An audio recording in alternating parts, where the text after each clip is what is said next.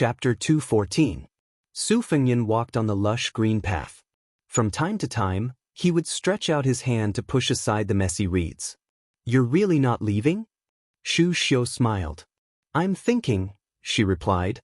Su Fengyan hesitated for a moment, then said, "If you want to leave, I'll give you silver.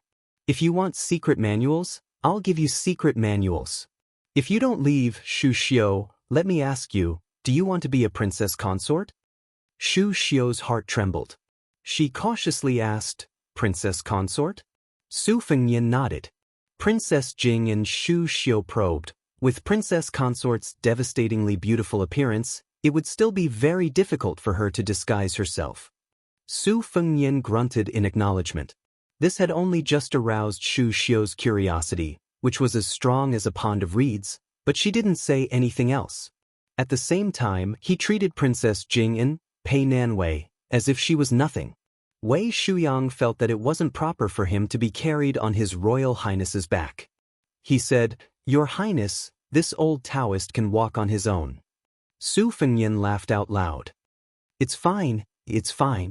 When I was young, I always had Grandpa Wei carry me on his back in the tide-listening pavilion. This time, it's my turn." Wei Shuyang sighed. His smile was full of vicissitudes of life. Pei Nanwei and Shu Xiu each had their own thoughts as they quietly walked behind the old and the young. The wind rose and fell, and the reeds swayed.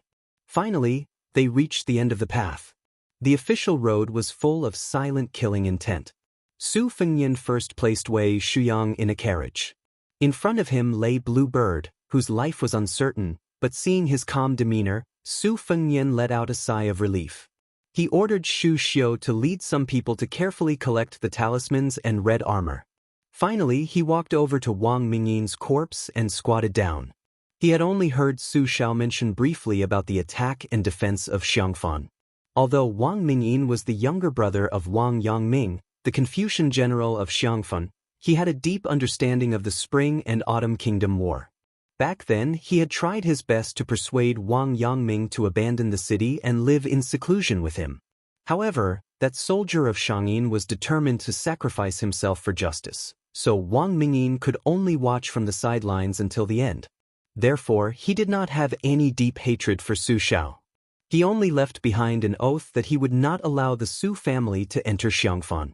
Today, he had come as promised. However, he did not expect that he would not be able to take the head of the Crown Prince of Bailiang. Instead, he was assassinated by an assassin who was supposed to be his ally. The 11th position in the world had become vacant. Su Fengyan picked up the golden soft sword and examined it carefully. Halberd Ningame stood quietly behind him. Su Fengyan placed the soft sword on Wang Mingyin's body and asked, "General Ning, how is your right arm?" Ningame knelt on one knee. He lowered his head and said in a deep voice, "It's fine. It's just that your subordinate is incompetent and almost delayed your Highness's important matter. Please punish me, Your Highness." Su Fengyan stood up and looked at the dust kicked up by the horse's hooves. He shook his head and said with a smile, "Punishment or not, let's talk about it later. Get someone to bury Wang Mingyin at the reed marshes." He was the 11th expert in the world. If you are worried that the Phoenix Battalion will have a knot in their hearts, you can ask Shu Xiu and Yang Qingfeng to do it later. Ningame shook his head and said, "The Phoenix Battalion will obey Your Highness's orders." Su Fengyan whistled. His mount galloped over and jumped on. When he passed by Li Chungang and Jiang Ni's carriage, he took the instant spear. Soon after, he held the spear and urged his horse to the front of dozens of light cavalry. He coldly said, "Draw your swords." The dozens of light cavalry instantly drew their swords. Together with His Royal Highness, they faced the thunderous hooves on the official road. Listening to the sound, there were no less than 500 Qingzhou heavy cavalry. 80 Bailiang light cavalry faced off against 600 Qingzhou heavy cavalry. On the opposite side, one could faintly see cold swords and halberds surrounded by jet-black heavy armor. The leader was a man wearing a big yellow embroidered robe. Beside him was a majestic general wearing heavy armor. In his hand was a silver pear-blossom spear with red tassels. He looked mighty. The general seemed to have said a few words to the man in the embroidered robe and rode forward alone. Su Fengnian did not say anything and rushed forward with his spear. When they were 100 steps apart, the Qingzhou general seemed to have felt the murderous aura of the approaching person. He suppressed the thought of underestimating the enemy and frowned. He thought that he could knock the well-dressed young master off his horse with one spear strike. If it were not for the king of Jing'an's order not to hurt people, he would have helped the Qingzhou soldiers teach this Bailiang heir a lesson. At 50 steps, the general saw that this guy was coming even faster and had no intention of talking. He was angry for a moment. This guy did not know what was good for him. With a flick of his wrist, he rushed forward with his spear in hand. The red tassels spun and danced beautifully, making the Qingzhou cavalry behind him cheer. The two riders met in an instant. The silvery white pear blossom spear was casually pushed aside by the handsome young master with a single hand. The strange scarlet spear in his hand pierced forward like lightning, instantly breaking through the armor. The spear curved in a stunning arc, forcefully pressing against the chest of the burly military general. When the two riders passed by each other, the general with the broken armor on his chest was sent flying by the spear and fell on the official road. The young master with the white horse and red spear raised his spear again and stabbed the general to death on the spot. His head was split open. The slow white horse leisurely turned in a circle and once again faced the 600 Qingzhou elite cavalry. The young master with the spear in his hand shook slightly and threw a string of eye-catching blood beads on the ground. He looked at the gloomy man in the embroidered robe and said with a smile, "Uncle King of Jing'an, looking at this display, are you really going to send me off 1,000 miles?" Chapter 215. The young master was dressed in luxurious clothes, riding a white horse and holding a red spear. After killing someone in front of the formation, he was still talking and laughing, making the 600 Qingzhou heavy cavalry tremble. It had to be known that the general who was stabbed under his horse was one of the top 3 fierce soldiers in Xianxia. Unexpectedly, he was killed by a single spear strike. Moreover, the person sitting on the horse in front of him was the Grand Prince of Jing'an. Among the 6 vassal kings, he was only ranked behind the Prince of Yan and Prince of Guangling. This northern Liang Shizi, regardless of his family background, was still a member of the younger generation. He was not in northern Liang's territory, so how could he dare to be so impudent? How dare he defy the king of Jing'an, who was regarded as a god by the people of Xianxia? For a moment, the 600 direct descendants were enraged. As long as the master in the embroidered robe gave the order, they would rush forward and crush him.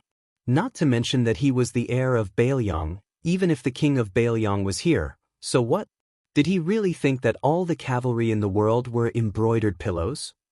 Bailiang claimed to have 300,000 cavalry, and Qingzhou was the first to disagree.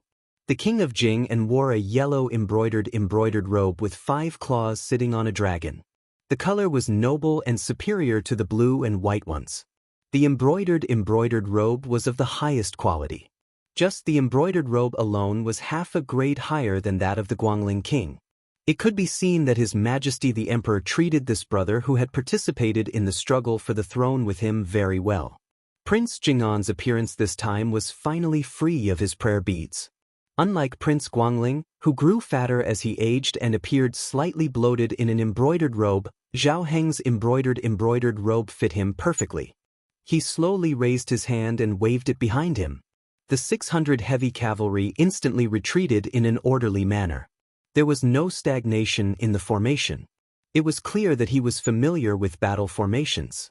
After the heavy cavalry retreated 50 steps, Zhao Heng lightly squeezed the belly of a Fergana horse from the western regions and slowly moved forward.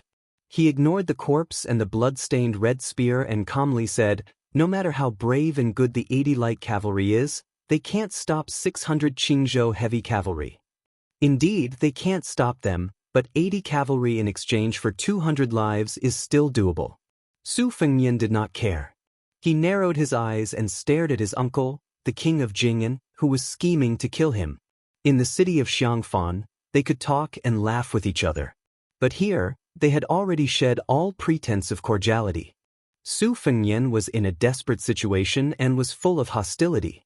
Especially after he had suddenly digested a large amount of de Huangting, The hostility that he could originally suppress was amplified countless times.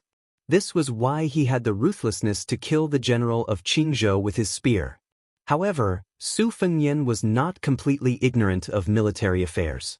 He was also not so arrogant and ignorant as to think that 80 cavalry would be enough to defeat 600 of Qingzhou's armored soldiers in a battle to the death. It was just that even if he lost in terms of strength, he would not lose in terms of formation. Moreover, in today's battle outside the Reed Marsh, the military armor was just icing on the cake. It was destined that it would not affect the overall situation. Therefore, when the king of Jing led his troops here, it was tantamount to using him as a gift to win the hearts of the light cavalry. Su Fengnian was happy to accept it. He had already told Yue that if he wanted to win the hearts of the people, giving small favors would not help matters at all. Therefore, even when he was rescued by Wu Luding on the river, Su Fengnian did not really think that he had successfully captured the loyalty of the 100 cavalrymen, including Ningame. Bailiang was known to have 300,000 cavalrymen. Naturally, it was not because all of them were mounted soldiers. True cavalrymen only made up 1/3 of the cavalrymen, and elite cavalrymen only made up 1/3 of the cavalrymen. The 800 cavalrymen of the Phoenix Battalion were undoubtedly the best. The more outstanding a soldier's strength was, the harder it was for a mediocre general to tame them. Su Zhao's treacherous decision to send 100 cavalrymen to accompany his son was not only to show off and protect him, but also to test him. If he could not even control these 100 cavalrymen, how could he face the 300,000 new and old soldiers in the future? It was not only Su Zhao. As long as it was a large family with many branches and leaves, they would constantly examine and weigh their successors. Not to mention the nobles who were born in the palace. Even if one day they finally became the crown prince, they would not be able to do it once and for all. Zhao Heng chuckled and did not comment. There was no longer any pretense of friendliness on his face. This vassal king's aura was finally revealed. The royal family was originally more responsible for the fate of the world. The wise men of the world said that one could become a dragon in the face of a storm. This was not nonsense. The Confucian school focused on cultivating qi, and the Taoist immortals had the ability to seek the dragon's qi. However, those who had the innate qi of the dragon's qi might not be able to ride the storm. Most of them were imprisoned by various kinds of opportunities, causing them to be muddle-headed and gloomy. Success was in the hands of the heavens, planning was in the hands of man. This was the wonderful meaning of the way of heaven and the way of man. As for the saying that man could conquer the heavens, it was often misunderstood by people. In fact, the original meaning was that man could conquer genius. In front of the battle, Zhao Heng asked calmly, "Wang Mingyin is dead?" Su Fengnian nodded and said with a smile, "The 11th in the world lives up to his name. Fortunately, I have the two-sleeved green snake Li Chungang by my side." He secretly reminded this vassal king that although the 80 Bailiang light cavalry could not stop them, there was still the old god of swords who could not be judged by common sense. Zhao Heng did not seem to be surprised by this. Wang Mingyin was originally a man of sacrifice. Even if he succeeded in escaping, Zhao Heng would not allow him to escape. From the moment Wang Mingyin agreed to come to Xianxia, his fate was sealed. This was also the reason why Jianghu masters were usually unwilling to get involved in court battles. In the end, they could not defeat the army's net of swords and halberds. So what if 100 people were against 1,000 people? The royal uncle of Western Shu, who was known as the sword sage, was only killed by Bailiang's iron hoofs. His sword was broken and he was killed by countless soldiers and horses. His body was trampled by horses and turned into a pile of meat paste. Even the way he died was so unbearable. Rather than being treated as a lackey who fought for riches and honor, it was better to be a fish in Jianghu and be free. Su Fengnian smiled. It is not strange that Wang Mingyin came to Xianxia, but it is a little girl riding a big cat. This is a pleasant surprise for me. To meet an old friend in a foreign land, I have to thank Uncle Wang for his 1,000 taels of gold. If it was not for Uncle Wang's extravagant spending, how could I see her true face? He could not help but imitate the young female assassin and laugh. Zhao Heng heard this and finally sighed quietly. However, there was no haze on his face. Instead, it was as if he was suddenly enlightened. If he, Xiaoheng, was a person who could not afford to lose, how could he live to this day?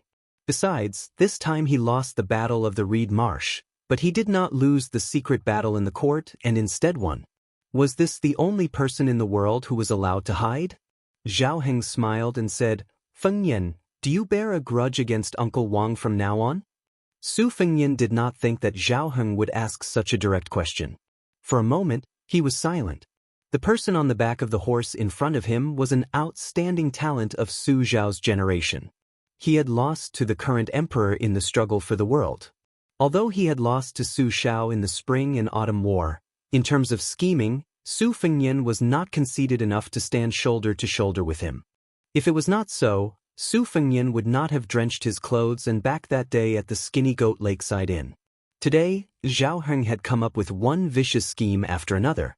Especially his boldness to abandon his beloved wife, Wang Fei, was simply terrifying. Su Fengyan did not speak, and Xiaoheng did not care. His attitude was calm and indifferent. Su Fengyan was half joking. He laughed softly and said, If Uncle Wang does not give me a parting gift, I will not bear a grudge against my elders. I will treat it as a lesson that cannot be bought with money.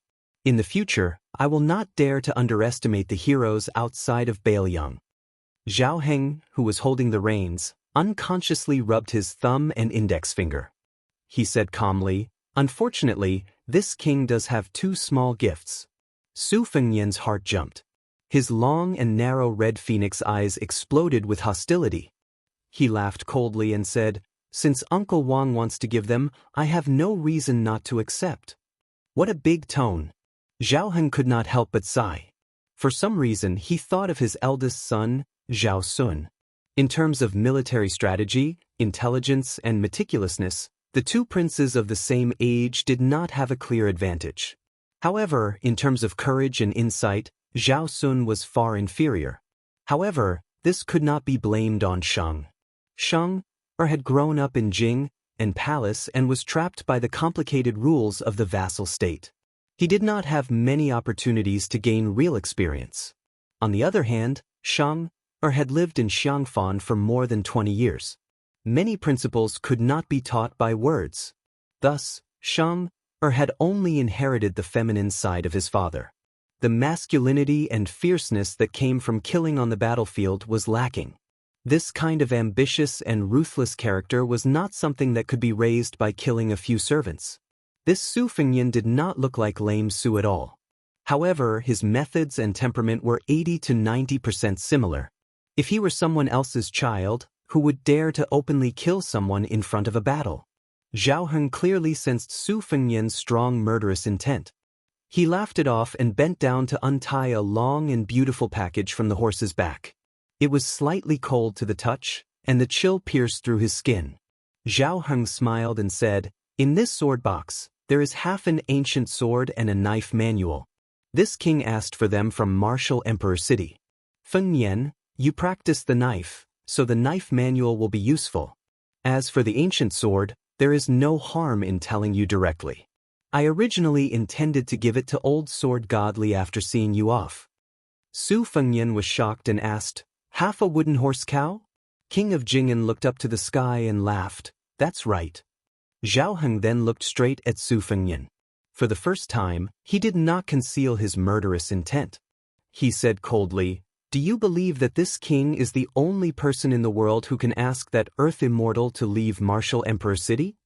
Su Fengyan raised the tip of his spear that was originally pointing downwards slightly. He smiled and said, I believe.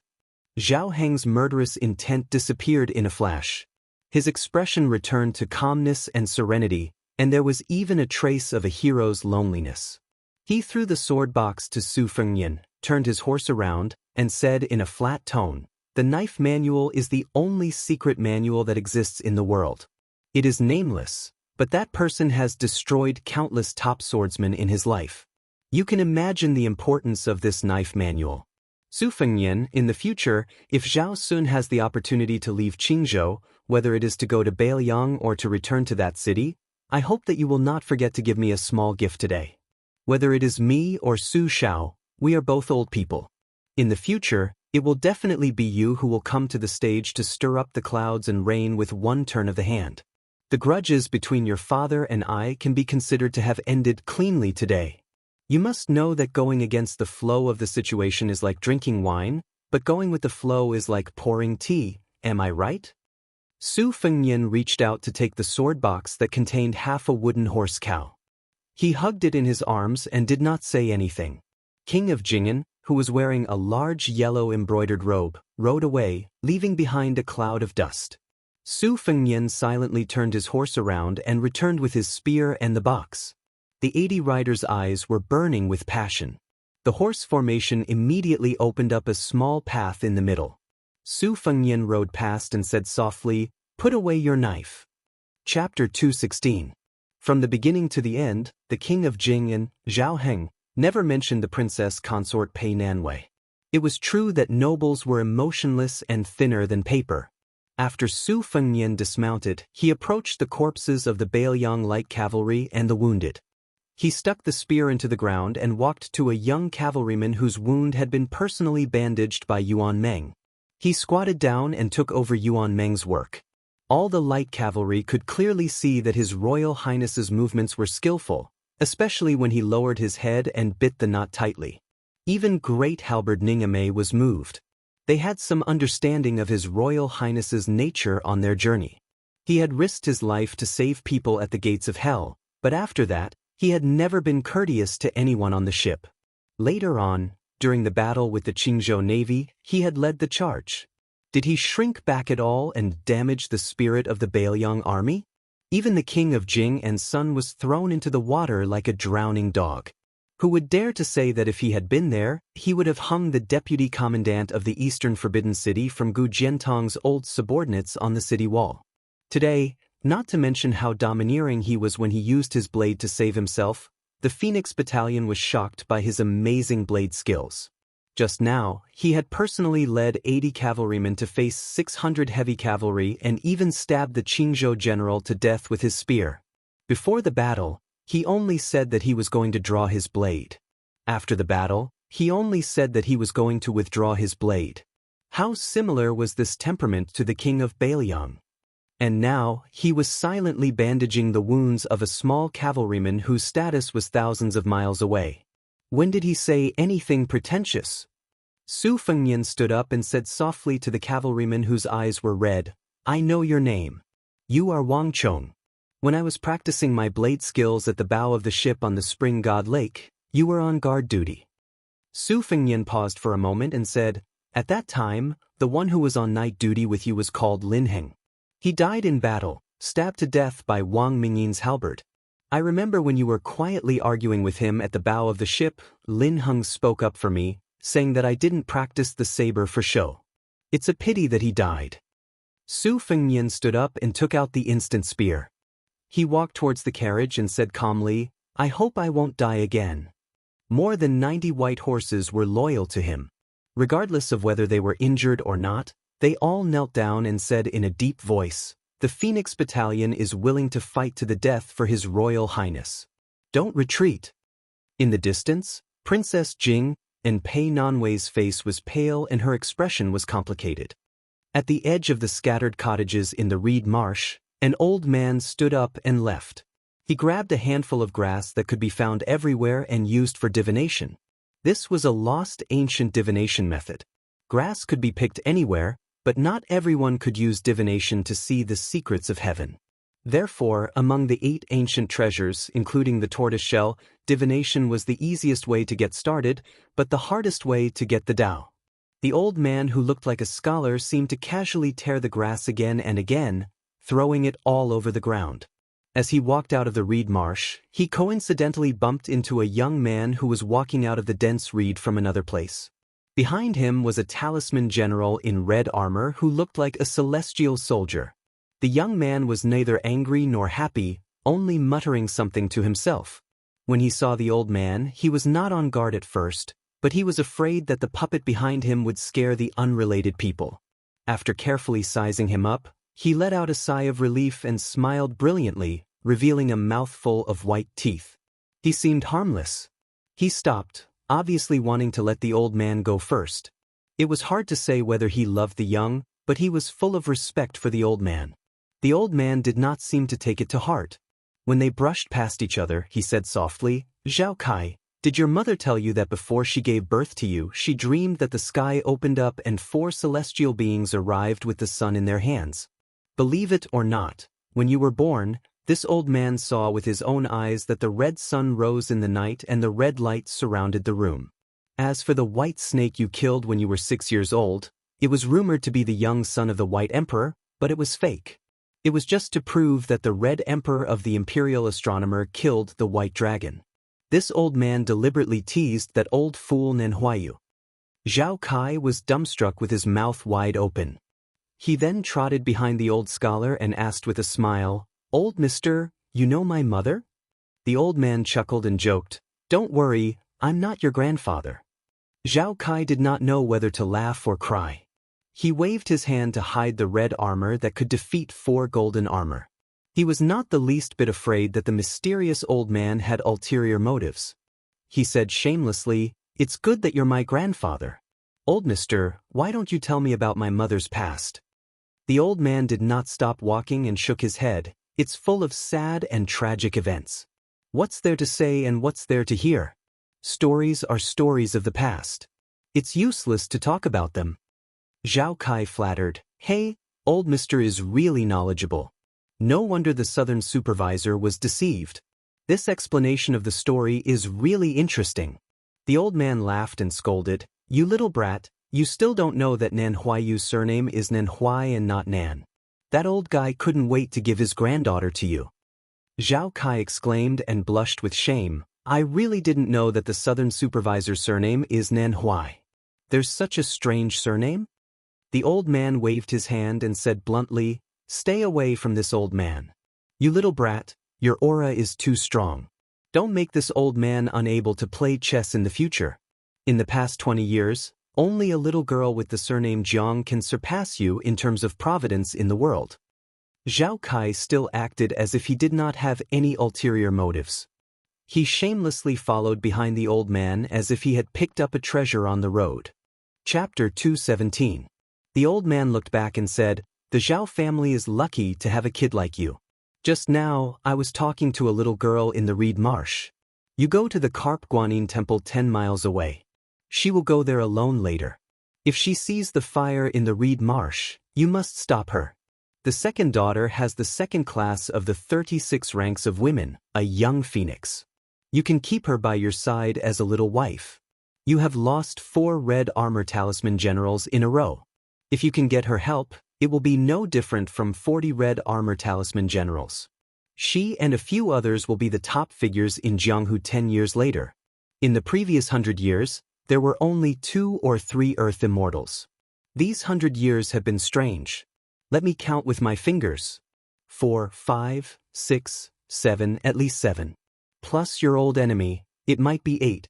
It will be a lively scene rarely seen in 1,000 years. All of this is thanks to 2 people. One of them is far away in Beimang, and the other is right in front of us. It's you. Zhao Kai, you didn't reincarnate in vain. How can the crown prince of Bailiang win? This old man is very curious." The seemingly simple-minded young man smiled and asked, "Old mister, is the world going to be chaotic again? More chaotic than the spring and autumn war?" Was he talking nonsense, or did he hit the nail on the head? The old man glanced at him indifferently and said, "This old man says yes, and he says no? Can't you wait for it yourself?" Zhao Kai said with a bitter face, "I'm afraid I won't live to see that day." The old man sneered and said, "You're so tacky that it's interesting." Zhao Kai, who was jogging all the way, scratched his head and said, "It's not interesting, it's not interesting. I'm used to being poor when I was young, so I'm just timid. But I see that old Mr. walks like a dragon and a tiger. You're really a master." The old man was about to say something when Zhao Kai saw a shocking scene. The old man, who he had just praised for walking like a dragon and a tiger, was sent flying by a girl carrying a sunflower with a powerful whip kick. Fortunately, the old man patted the dust off his body and stood up unscathed. He probably didn't have the face to talk about anything in front of Zhao Kai, so he quickened his pace. An even more absurd scene appeared. A big cat jumped out of the reed marsh, followed behind the girl, and disappeared from sight with the old man. Zhao Kai, who stood still, sighed with emotion and said, "Old Mr. can fall like an immortal. I'm impressed." Zhao Kai thought for a moment and really went to look for the Carp Guanyin temple. On the other side, the old immortal in Zhao Kai's heart said earnestly, "Daughter, in the future, give this old man some face in front of outsiders. This old man has taught you the most life-saving martial arts that he has learned in his life. I don't ask you to take care of this old man in the future, but at least give me a smile when you see him, right?"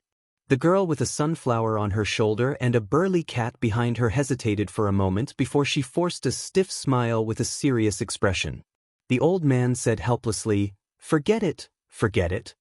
What followed was the old man talking to himself, asking but not answering. "I told you that Baoyang's son is not easy to kill, but you didn't believe me.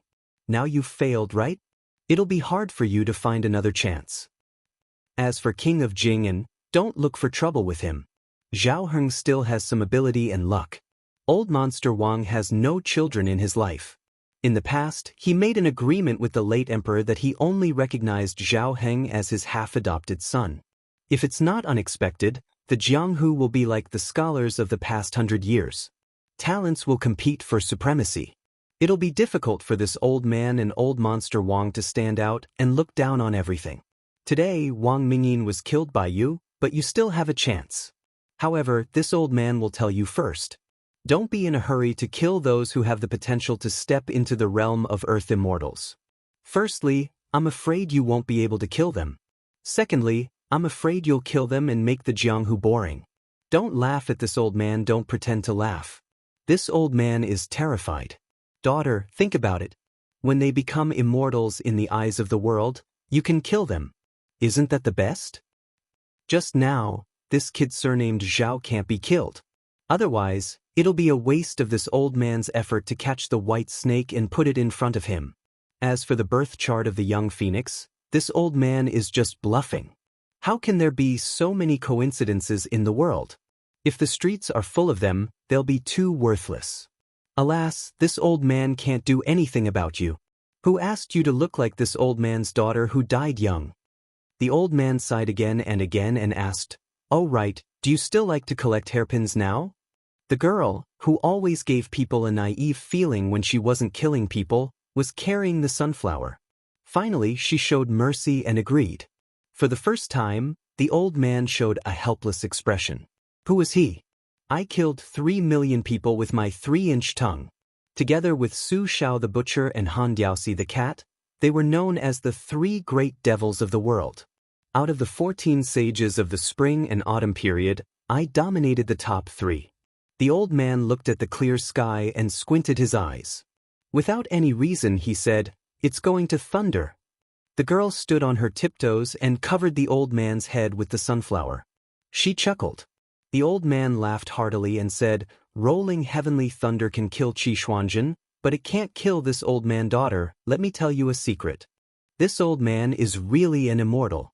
The girl, who turned hostile, kicked the old man to the ground. This time, the old man was not in a hurry to get up because there were no outsiders present. He sat on the ground and muttered to himself, "Back then, my father once said that everyone wants their children to be smart. I was misled by my intelligence. I only hoped that my child would be stupid and careless." How could that butcher not understand these words? With his current achievements, if he gave birth to a legitimate eldest son, he could guarantee several generations of wealth and stability. He didn't want such a good thing and insisted on raising a Do Kuei to be a devil in troubled times. He implicated lame Su and had to work hard until he was old. He didn't even have half a day to enjoy happiness. Why bother? However, considering that it was because of your son that this old man was able to meet my daughter, this old man did not cause any trouble for you these past few years. However, since you have already obtained the hereditary title, let your son fend for himself in the future. This old man wants to see how he will fight against the Jianghu, the imperial court, and the entire world. The old man turned to look at the girl and muttered, "For a hairpin, is it worth it?" The girl still made a sound of agreement. The old man shook his head and nodded. In this world, human lives are lighter than hairpins. Yes and no. The old man stood up and slowly said, "Let's go." In a while, the Qingzhou cavalry will use the name of suppressing bandits to start a massacre.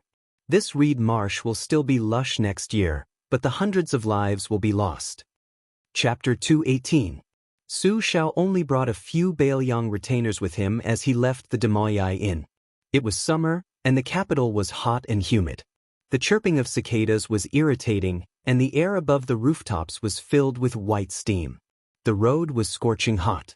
Su Xiao, who was dressed like a rich man, walked and stopped. When he rested, he asked for a bowl of tofu from a small stall. The small porcelain bowl was cool, and he felt comfortable holding it in his hand. The snacks in the capital were similar to this bowl of almond tofu. They were particular about the taste, and there was a clear distinction between the two. If it was cold, it had to be cold, and if it was hot, it must not be eaten warm. The slightly hunchbacked Su Xiao sat in front of the stall, together with the commoners who relied on a few copper coins for a bowl of iced almond tofu to relieve the summer heat. Su Xiao held a spoon and scraped a small piece of translucent tofu from the porcelain bowl. He put it in his mouth and tasted the authentic flavor. He smiled. This almond tofu did not look expensive. It did not taste better just because the rich poured more osmanthus sugar water into it. It also had to be able to taste a hint of bitterness. Only then would it be in line with the ancient saying, "Summer is bitter." Su Xiao asked for 2 bowls and finished them all. He stood up and paid 5 copper coins. 3 copper coins for a bowl, and 2 bowls for 5 copper coins. Su Xiao continued walking. He walked for a full 2 hours until he could see the Directorate of Astronomy, which was under the jurisdiction of the imperial astronomer. In the past 20 years, the number of times he, the only king with a different surname in the dynasty, could be counted on one hand. However, he had never come to the imperial astronomer, where the emperor observed the astronomical phenomena and announced the calendar. The entrance was heavily guarded by imperial guards. Anyone who approached would be detained and interrogated, not to mention entering. Su Xiao had 3 retainers behind him, including spear immortal Wang Xiu. When he approached the imperial astronomer, his aura suddenly increased. The imperial guards did not dare to step forward. It was only when Su Xiao was less than 10 steps away from the entrance that an imperial guard silently raised his spear. Su Xiao did not need to speak. The world's top spear expert Lu Yanbing angrily shouted, "How dare you!" Holding a spear in front of Lu Yanbing was really a joke. As for blocking the king of Bailiang, who could carry a sword into the palace, it was even more of a joke. However, this was the duty of the imperial guards. Furthermore, the imperial astronomer was right in front of the emperor. The imperial astronomer's prison guards were used to the respectful treatment of visitors. Even after being reprimanded, they did not move an inch. There were even some imperial guards who slowly drew their swords. The imperial astronomer was an important place in the dynasty.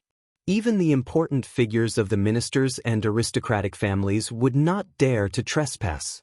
Just like Su Xiao, a plain-looking young woman walked out of a group of visitors who came in light. She said gently, "Don't be rude to the king of Bailiang." After the imperial guards saw the young woman's face clearly, they didn't dare to look at her anymore and immediately knelt down. Just as they were about to open their mouths and shout, the young woman softly said, "Forget it." Su Xiao turned his head to look and was slightly surprised. Probably because of his hunchback, it was hard to tell if he was bowing or not. He said indifferently, "Su Xiao respectfully welcomes the Empress." Not only that, Su Xiao no longer looked at the Empress of the Phoenix, who could be said to be the most noble woman in the dynasty. He only glanced sideways at a young woman who had some cute freckles on the tip of her nose. He smiled and said, "Princess Sui Zhu, how did you suddenly become a young lady? I remember that the last time I saw you, you were still a little girl with braids." This princess seemed to be familiar with Su Xiao. She made a playful face and took a few steps forward. She held Su Xiao's hand and said softly, "Uncle Su, do you still remember the last time you brought Xiaoya to eat almond tofu? I asked the imperial kitchen to make it after returning to the palace, but it didn't have the same taste. I wanted to leave the palace to look for it, but unfortunately, Without Uncle Su leading the way, I couldn't find it. I cried miserably at that time. Su Xiao laughed loudly and deliberately exhaled. Smell? Smell, I just tasted 2 bowls. Are they both almond tofu flavor? Princess Sui Zhu pinched her nose and snorted. It doesn't smell good. Uncle Su is lying.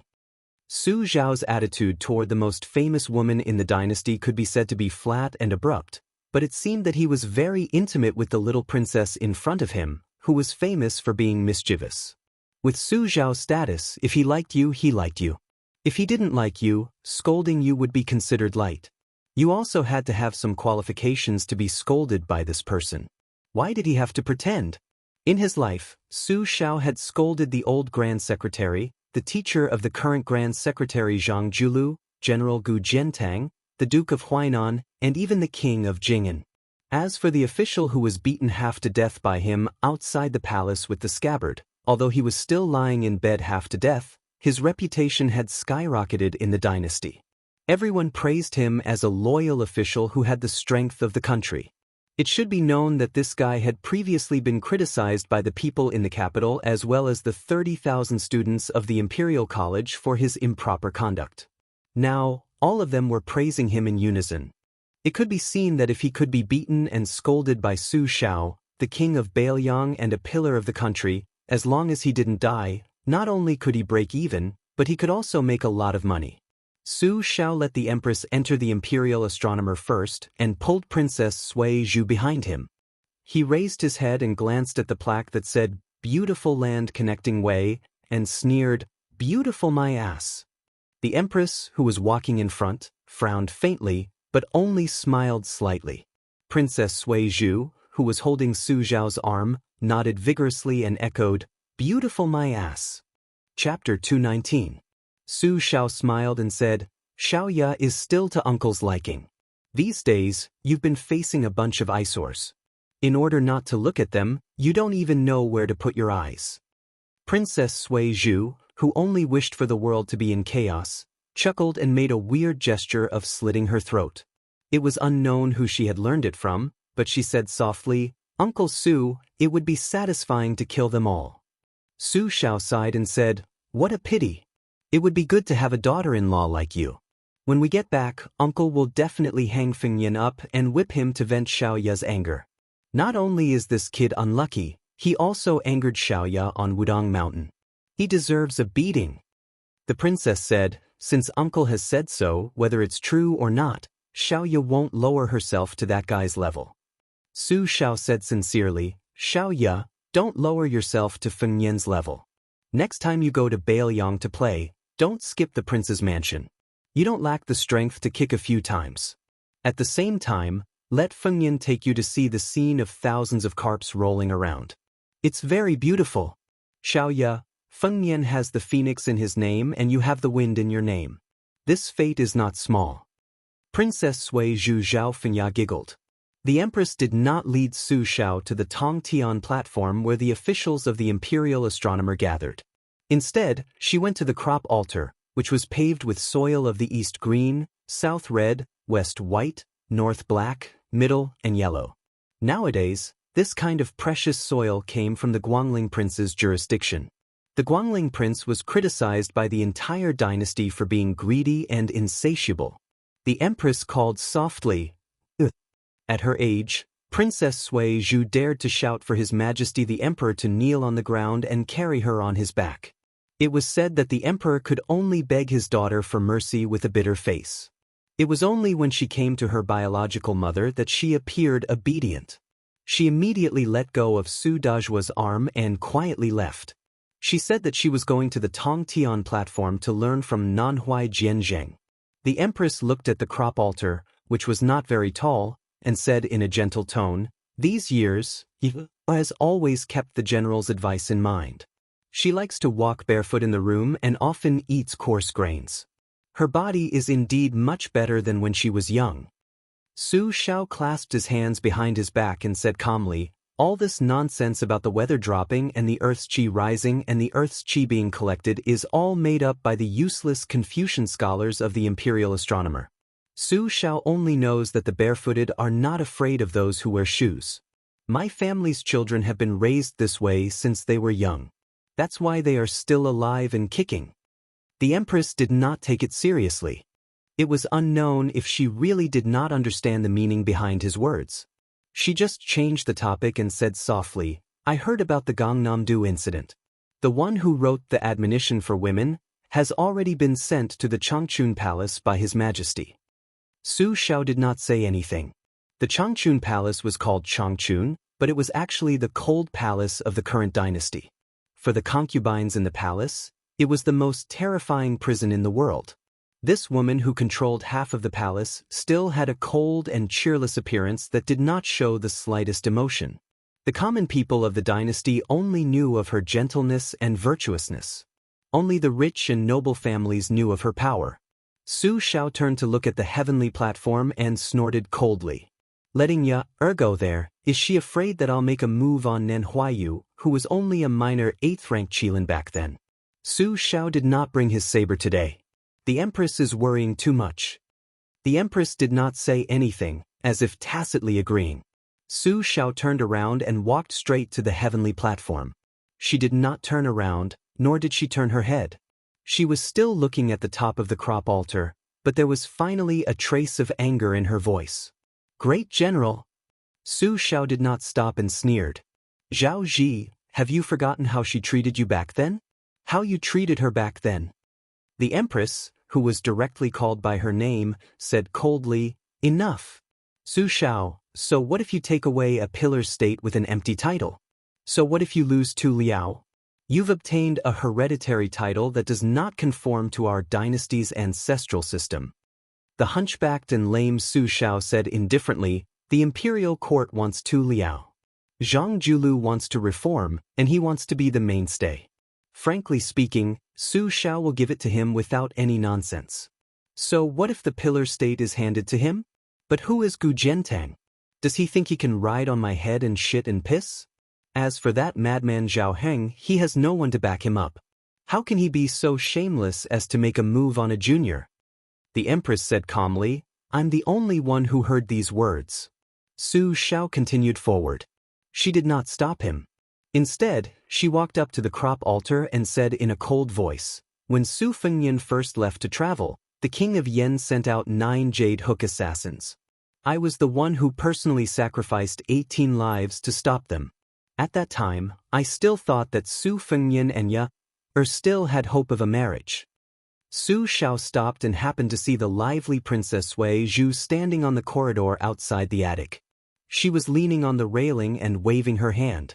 Su Xiao smiled. And so he left the imperial astronomer. Empress Zhao Ji faintly sighed. She stood in the middle of the crop altar and turned to look at the back of the old man. She was lost in thought. She vaguely remembered seeing that young and energetic general with a silly smile on his face kneeling on the ground in his room. He helped the graceful Sister Wu put on a pair of 1,000-layer cloth shoes that he had personally sewn for her. That white-clothed woman whose swordsmanship had already surpassed that of a saint smiled with incomparable happiness just for a pair of rough cloth shoes. Chapter 220. The official road returned to silence. Su Fengyan carried the instant spear and sat in the nearest carriage. Yu Yuwei and Jiang and I, who were in the carriage, were puzzled. With His Royal Highness's affection for the maidservant Blue Bird, why would he come to this carriage? The two women didn't need to think too hard about it. The answer came to light. His Royal Highness, who had been in the limelight at the end of the battle at the Reed Marsh, had just put down the curtain when he spat out a mouthful of blood.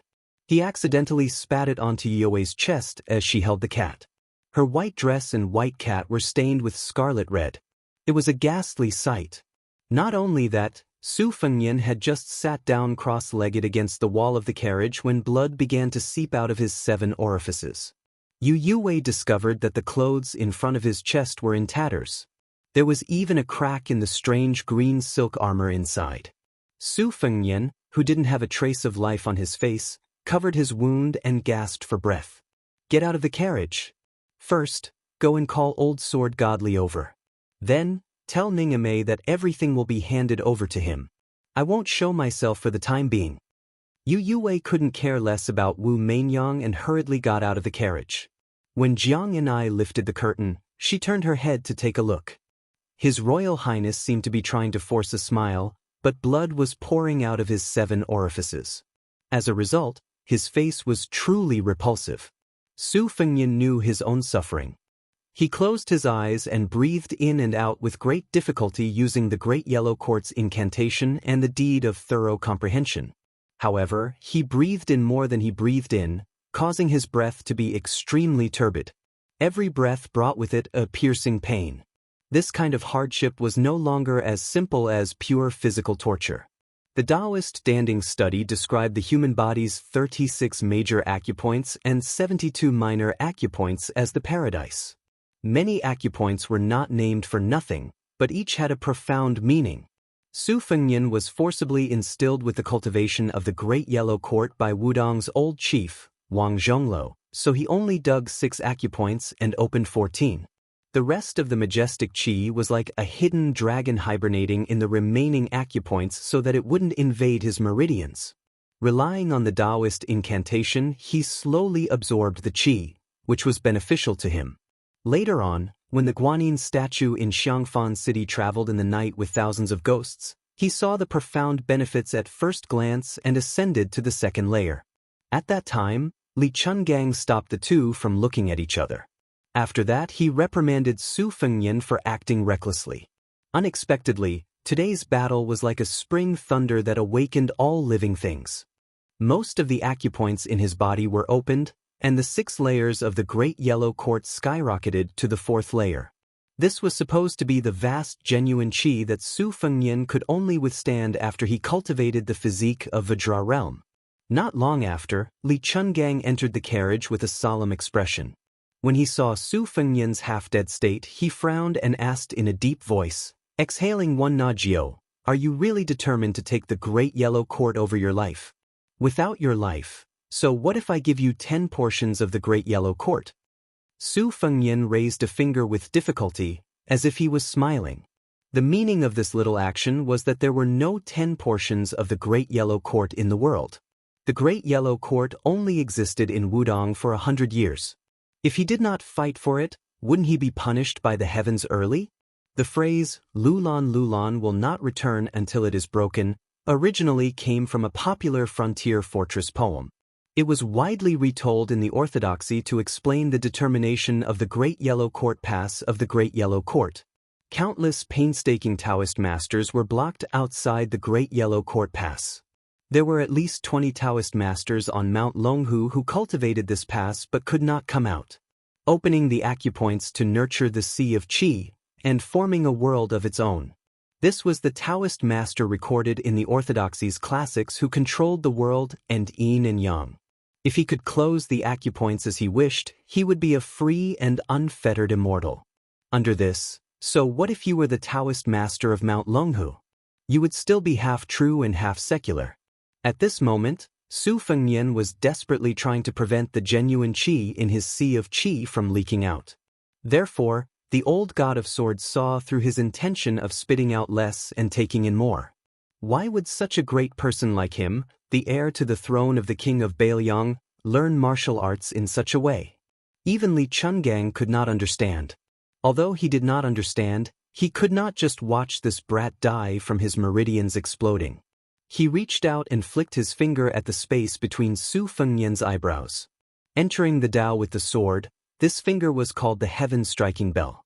All the great Taoists in the world led to the same destination. Li Chungang guided Su Fengnian's qi activity. Although he had to expend a lot of energy, he was not completely helpless. The Wu family's top-tier imperial sword technique was to use calm qi to climb Kunlun. Naturally, Li Chungang also had an indescribable supernatural power. For an entire hour he sat opposite Su Fengnian and flicked his fingers no less than 3,000 times. Even someone as strong as Li Chungang was still drenched in sweat. Seeing the mark between Su Fengnian's eyebrows stabilizing, turning from black to red and then from red to purple, the old god of swords let out a long sigh and gently left the carriage. He personally drove the carriage slowly. 2 hours later, Li Chungang turned around and lifted the curtain to take a look. The brat's clothes were completely soaked with blood. His body was still trembling violently and the sound of exploding soybeans could be heard. At noon, the old man took another look. Su Fengnian was finally showing signs of survival. At dusk, Li Chungang stopped the carriage at a place with beautiful mountains and limpid waters. Today, they would probably have to spend the night in the wilderness. Other than Wei Shuyang, Xu Xiu, and Yang Qingfeng, the Phoenix Battalion had more than 60 white horse righteous followers led by Yuan Meng. The rest of the light cavalry were led by Ningame.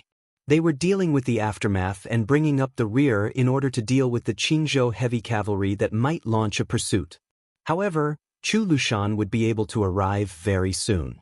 At that time, even the 600 heavy cavalry would not be able to do anything. Chu Lushan, who was known for his ruthlessness, was naturally ruthless. He was even more cautious. Otherwise, with his reputation, he would have died 1,000 times over. This fat ball that provoked the wrath of the heavens and the resentment of men would definitely not dare to leave Bailiang if he did not have the ability to protect his life and intimidate others. Chapter 221. Princess Jingyan, whose future was uncertain, sat in the carriage with Jiang Yan'ai and Yu Yue. The female servant, dressed in a green dress and covered in black blood, took up most of the space in the carriage. Princess Pei, who loved cleanliness, endured with great difficulty. When the carriage finally stopped for a rest, she immediately jumped off. There were more than 10 light cavalry patrolling nearby. She did not dare to go too far, for fear that her head would be chopped off by these fierce Bailiang soldiers. Dying at the hands of these people would be better than dying under the blades of the Bailiang crown prince. At least his dual blades were extremely beautiful, right? Princess Pei glanced at the enchanting woman whom His Royal Highness called Xu Xiu. Coincidentally, Xu Xiu also looked over. Xu Xiu smiled playfully, looking at Princess Pei as if she was looking at a lamb waiting to be slaughtered. Princess Pei, who heard the secret in the reeds, was frightened. She did not dare to look at Princess Pei again. She turned her head to look at the old immortal's carriage. What was he doing now? No one would have guessed that Su Fengnian was wandering around the gates of hell. If the underworld really had hunter-class ox-head and horse-face, they would definitely hold a grudge against this half-dead crown prince. The only one who knew the truth was Li Chungang, who closed his eyes and rested. Just like Lu Qiantang, who was born lowly and watched the tide and practiced his sword, he had always disliked and did not understand Su Fengnian. Li Chungang had been invincible for the first 40 years of his life, so he did not really understand the thoughts of the descendants of nobles.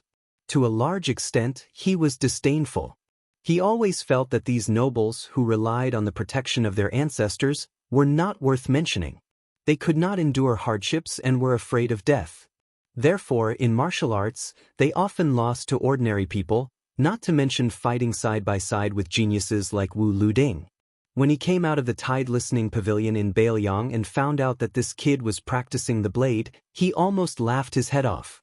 The old god of swords softly muttered to himself, if this kid really went mad, would this old man be willing to give up 20 to 30% of his cultivation to draw out the turbulent yellow courtyard? Spiritual pills were produced in the Great Void Realm, and the 9 transformations heavy cauldrons. No one could see that the deep purple mark between Su Fengnian's eyebrows was shining brightly. Once he comprehended the longevity physique, 8 green lotuses bloomed.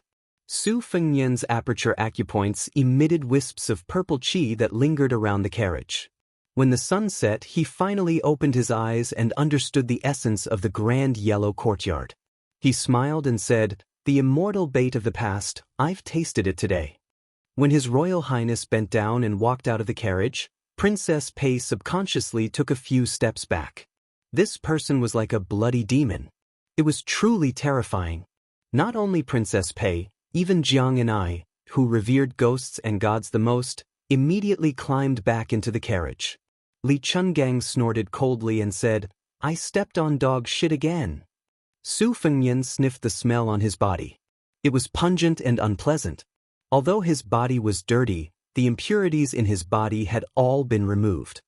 He looked around and asked casually, "Is there a stream or a mountain spring nearby?" Yuan Meng, who did not remove his armor or saber, rode his horse over. When he saw this strange scene, he suppressed his shock and got down from his horse and respectfully said, "Reporting to your highness, there is a deep pool half a mile away." Su Fengnian nodded and said, "Lead the way." When they arrived at the dark green pool, dozens of white horses had already set up a formation in the distance. They even dared to fight to the death when facing the 11th in the world, Wang Mingyin. When facing the king of Jing and Zhao Heng, they could even draw their sabers. Who else could make them retreat at the last minute? Su Fengnian took off his spring thunder embroidered winter sabers and took off all his clothes. Among them was the Qilin silk armor that was claimed to be invulnerable but was broken by the maiden's kick. He slowly walked into the pool. A large amount of blood immediately floated on the surface of the water, like a huge blooming red lotus. Su Fengnian spread out his hands and leaned on a cold stone with a solemn expression. He had narrowly escaped death this time. Riches and honor were found in danger. He had obtained the 4th stage of the Golden Hall stage, which had opened a total of 68 acupoints. The qi in his body was continuous like a river, and he had mastered it through a comprehensive study. It was too wonderful for words. He was confident that if he fought with his sabers again, not only would he be able to reach the Golden Hall stage in one go, but he would also be able to produce an endless green lotus with 2 qis. As long as his opponent was not Wang Mingyin, who was the strongest in the world and could kill him in one blow, even if it was the Red Armor Talisman General, he would have a 50-50 chance of winning by relying on the exquisite moves he had picked out from the miscellaneous secret manuals. Su Fengnian's body dived down a little and the surface of the water was level with his chin. He lightly blew, causing ripples to appear. He muttered to himself, "Now that I have obtained 4 Red Armor Talisman Generals, half a wooden horse ox, and a saber manual, it can be considered a great harvest, right?" Su Fengnian's eyes were gloomy. "Don't forget that there is still a Princess Jing." Naked, he stood up and walked out of the pool. Yu Yue was holding a brand new set of ivory jade robes. She turned her head and did not dare to look at His Royal Highness directly. Su Fengnian put on his clothes and silently walked back to the carriage. He entered the carriage and stared blankly at the unconscious blue bird.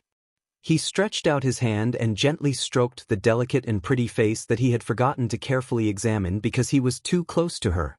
Some people were always standing quietly beside or behind you. Only when you were careless and could not see them again did you realize that you did not even remember their appearance clearly. Su Fengnian clenched his teeth and fiercely suppressed the urge to turn Wang Mingyin's corpse into a Red Armor Talisman General. He mocked himself, "I still blame myself for being too useless. Whether it's eldest sister who dotes on me the most, second sister who never seems to need anyone to take care of her, or Huang Manor who was born in the Vajra realm, even if you don't feel the need, I still want to be able to protect you one day. Su Xiao was unable to protect our mother back then. I can't make the same mistake again." Su Fengnian slowly let go of the hilt of his saber. He picked up a leaf that he plucked from the forest and placed it next to his lips to softly play a tune. The ballad of the spring god ended. Su Fengnian muttered with red eyes, "Mother." At this moment, he suddenly heard the extremely rhythmic rumbling of horse hooves, followed by an earth-shattering voice that sounded like a pig being slaughtered, completely destroying the mood. "Your Highness, Lu Qiu, has committed a capital crime. Lu Qiu deserves to die. If anything happens to your Highness, Lu Qiu will risk her life to go and open the backyard of King of Jing, Zhao Heng, that old turtle." Chapter 222. Princess Consort Jing, and watched as a fat pig that probably weighed over 300 caddies rolled down from a luxurious carriage. It howled in grief as if 18 generations of its ancestors had died. Then it rolled to the front of the carriage that His Highness the heir apparent was not in. Pitiful Jiang and I helplessly lifted the curtain and timidly said that the fellow was not in this carriage. The fat pig's wailing only paused for a moment before it pierced people's eardrums again. He rolled and crawled to the back of the carriage, not minding that his expensive brocade clothes were stained with mud. He suddenly knelt on the ground with a plop, immediately creating 2 pits under his knees. His eyes were filled with tears, and he did not care about his snot and tears. He only cared about his heart and lungs. Princess Pei could barely accept it if it was a woman's strange behavior. But this big lump of fat wriggling and screaming was really creepy. She was suddenly shocked and her expression changed drastically. She remembered who this fat man was. It was Baoyang's most notorious and infuriating Wuxia. Regardless of whether it was a man or a woman, as long as they fell into his hands, they would suffer a fate worse than death. Princess Pei subconsciously retreated again and again. She no longer felt that it was funny, but she felt cold all over. Sword Godly picked his earwax and turned a deaf ear. The main character, Su Fengnian, walked out of the carriage and jumped down. He was used to it and said calmly, "Fatty Chu, don't make a fuss. Can you have the demeanor of a general of the lower third rank?" Chu Lushan, who was far more notorious than His Royal Highness, knelt on the ground and sobbed. Lu Qiu was muddle-headed this time. "I don't have the face to go back to Baoyang to see the great general." Su Fengnian slapped Chu Lushan's swollen face with the winter-embroidered scabbard and said unhappily, "Don't pretend to be pitiful in front of me. Save some strength to go back and do evil in Xianxia." Chu Lushan, who was so fat that his eyes could barely be seen, opened his eyes slightly and stood up shakily. While he was still bent over and had yet to straighten his back, he smiled sinisterly and said, "Your Highness, you can rest assured. Rong Lucio will stay in Qingzhou for a few more days. Only then will he be worthy of this king of Jing'an." After saying this, he turned to face His Royal Highness, and instantly put on a brilliant, tacky, and harmless face. He circled around and then carefully rubbed Su Fengnian's arm. As if relieved of a burden, he said, Fortunately, your Highness is fine. Otherwise, Lu Qiu would not be able to absolve herself from the blame even if she died 10,000 times. Su Fengnian said softly, "You can play around, but don't delay the important matters." The fat man's hands were long enough to reach his knees, and his earlobes were as big as Buddha's.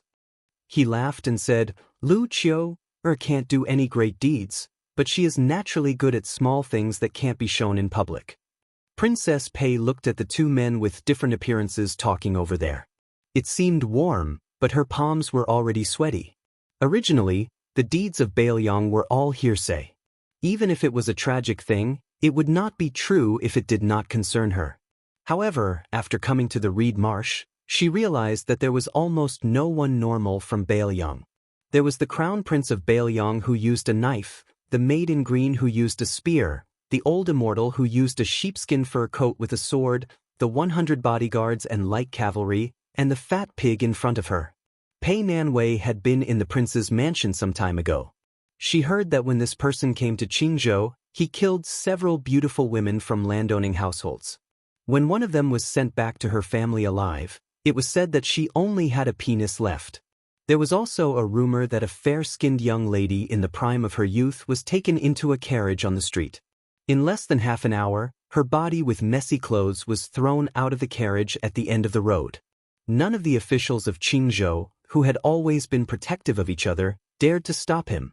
Su Fengnian said expressionlessly, "You can go back. There's nothing for you to do here for now." Chu Lushan's face was awkward, and he actually acted like a shy young lady. Pei Nanwei, who was secretly looking at them, felt nauseous and terrified. Su Fengnian smiled and patted the face of this proper third-level general. He joked, "I really don't know how you grow these few 100 pounds of flesh." Chu Lushan chuckled. He glanced at Princess Jing and out of the corner of his eye.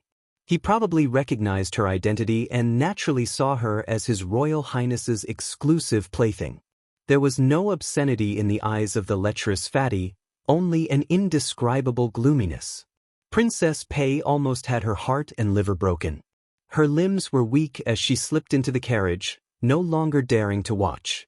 Chu Lushan said with a face full of reluctance, "Your Highness, Lu Qiu, is going back now?" Su Fengnian gave an indifferent grunt of acknowledgement. Chu Lushan hesitated for a moment, then said that His Highness had lost weight. Lu Qiu wanted nothing more than to cut off her flesh and give it to His Highness. Only then did he return to the carriage and leave with a group of ferocious guards.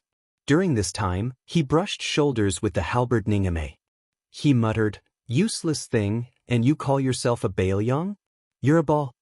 Although Ningame despised the style of this general's adopted son, she was very clear about public and private matters.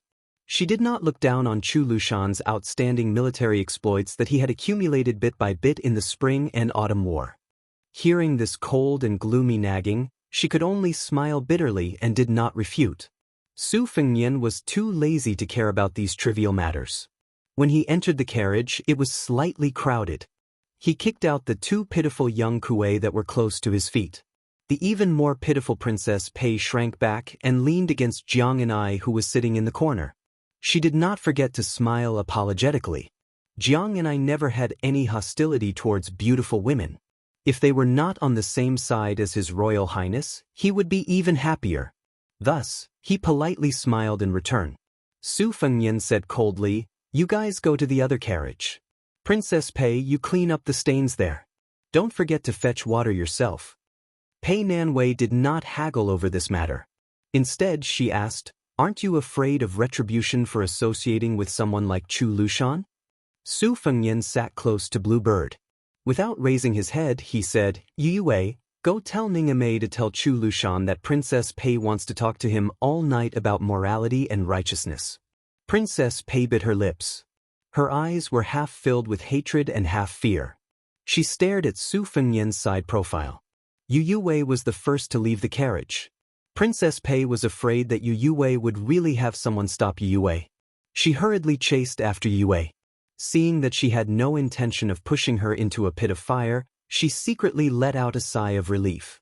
However, when she lifted the curtain and saw the bloodstains on the carriage and the smell of blood that assailed her nostrils, she froze on the spot. Could it be that she really had to listen to his orders and do the work of a servant?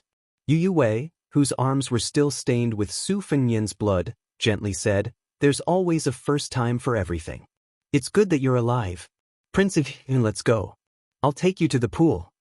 Su Fengnian continued to sit in silence. He gently held Bluebird's hand the entire time. In the curtain of night, General Qin Wu, who was sitting like a small mountain on Chu Lushan's side of the carriage, narrowed his eyes into slits. In his hand was a secret report that he had received long ago.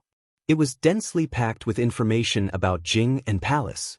It didn't even include the fact that heir apparent Zhao Sun was secretly raising a canary that looked like Princess Jing. The only thing missing was the specific address. Chu Lushan put down the secret report. His 10 fingers crossed over his abdomen. No one would believe that this fat pig, whose military career was known for his cruelty, had once been jokingly called Chu Basha by Li Yishan at the Tide Listening Pavilion. This was not a derogatory remark, but rather an overestimation of Chu Lushan's talent and learning. Li Yishan personally said that Chu Lushan's ideas were beautiful, that he was adept at writing poems, and that he could write poems with his hands crossed. Generally speaking, among the scholars in the literary world, those who were quick-witted could compose poems in just a few steps. But this fat pig, who was addicted to good people's milk, could write poems with his hands crossed 8 times. Moreover, his poems were not ordinary. These words were personally commented by Li Yishan, so naturally there was no exaggeration. Su Fengnian didn't believe it at first, but later he had no choice but to believe it. One time he asked Lu Qiu, face-to-face, why she didn't rely on this to win scholarly honor in the past. He never thought that this fat pig would smile and say that it would be too unfair to the old bird under her. Who would have thought that the #1 person in both civil and military affairs in the Bailiang army was Lu Qiu, who only had a fierce reputation? Chu Lushan lightly crossed his 10 fingers a few times. Every time he crossed his fingers, he reported a person's name. There was King of Jing An's eldest legitimate son, Zhao Sun, as well as several of his other sons. After the 8 crosses, not a single one was left out. Even a few of Qingzhou's feudal officials who were very close to the Jing An palace were not let off. Lu Qiu opened her eyes and laughed like a Mithria. She said, "Have you guys cleaned your buttocks yet?" Chapter 223. Chu Lushan did not enter Xiangfan City directly. Instead, he boarded the ship and went to the Spring God Lake. In the middle of the night, Chu Lushan, who was sleeping in his room and snoring loudly, slowly woke up. Outside the room, a trusted subordinate who accompanied him out of Bailiang said softly, "General, we have arrived." They are requesting to board the ship. For the first time, Chu Lushan did not put on airs. He said in a low voice, "Go back and tell them that I am going to meet them." When Chu Lushan got up, the sturdy bed creaked. He went to the window and saw a large ship from Qingzhou approaching carefully. There was no flag on it. If he did not receive news that His Royal Highness was assassinated and had no choice but to rush over, he would have met with the ship outside during the day. The person on the boat was a local tyrant in Qingzhou. The reason why the Green faction was able to bully others in the imperial court was because of their ability to act on the whims of the wind and to form an alliance with the aristocratic families through marriage. The person they were about to meet was a roly-poly in the Green faction, one of the few old consecrators. Since Chu Lushan was able to put up a good show, he was naturally very meticulous. However, during the Spring and Autumn Kingdom War, he was completely devoid of conscience and thus covered it up. After tidying up his clothes, Chu Lushan walked out of the room. Because his body size was too rare, the deck that connected the two ships was widened. There were 3 more boards than usual. Presumably, they were afraid that the board would not be able to bear the weight and cause the infamous general of Bailiang, Qin Wu, to fall into the water. Chu Lushan strode forward. Even though the deck was stacked with 2 layers, it was still bent by his terrifying weight. The elegant middle-aged Confucian scholar opposite him was sweating. When the adopted son of the king of Bailiang boarded the ship, he immediately bowed and said respectfully, "Lu Dongjiang welcomes General Chu." Lu Dongjiang's rank is the same as mine. It is not appropriate, Chu Lushan said with a smile. Although he was polite, he did not help Lu Dongjiang up. If this scene was seen by the officials of Qingzhou, it would cause a huge commotion. Lu Dongjiang was the governor of Taishi County in Qingzhou. His father was the previous governor of Qingzhou. Most importantly, the ancestor of the Lu family who was still alive was one of the 14 pillars of the dynasty. Together with the other 2 old consecrators, they were the leaders of the Green Party. Lu Dongjiang's family's knowledge was profound. He was especially good at writing big regular script, which was his strength, but it did not lose its charm. Hence, he was called Lu Dongjiang. In the palace examination in the early years, even the late emperor was full of praise after seeing Lu Dongjiang's writing. Lu Dongjiang's grandfather, Lu Feiqi, was an important official of 2 dynasties. He had moved through the 3 ministries of military and civil affairs. He had once formed a cabinet with the old Grand Secretary. His experience and popularity were first class in the Liang dynasty. Even though he retired a few years ago due to health reasons, he was still greatly favored by the emperor and retained the title of Pillar of the State. Last year, this Pillar of the State caught a cold.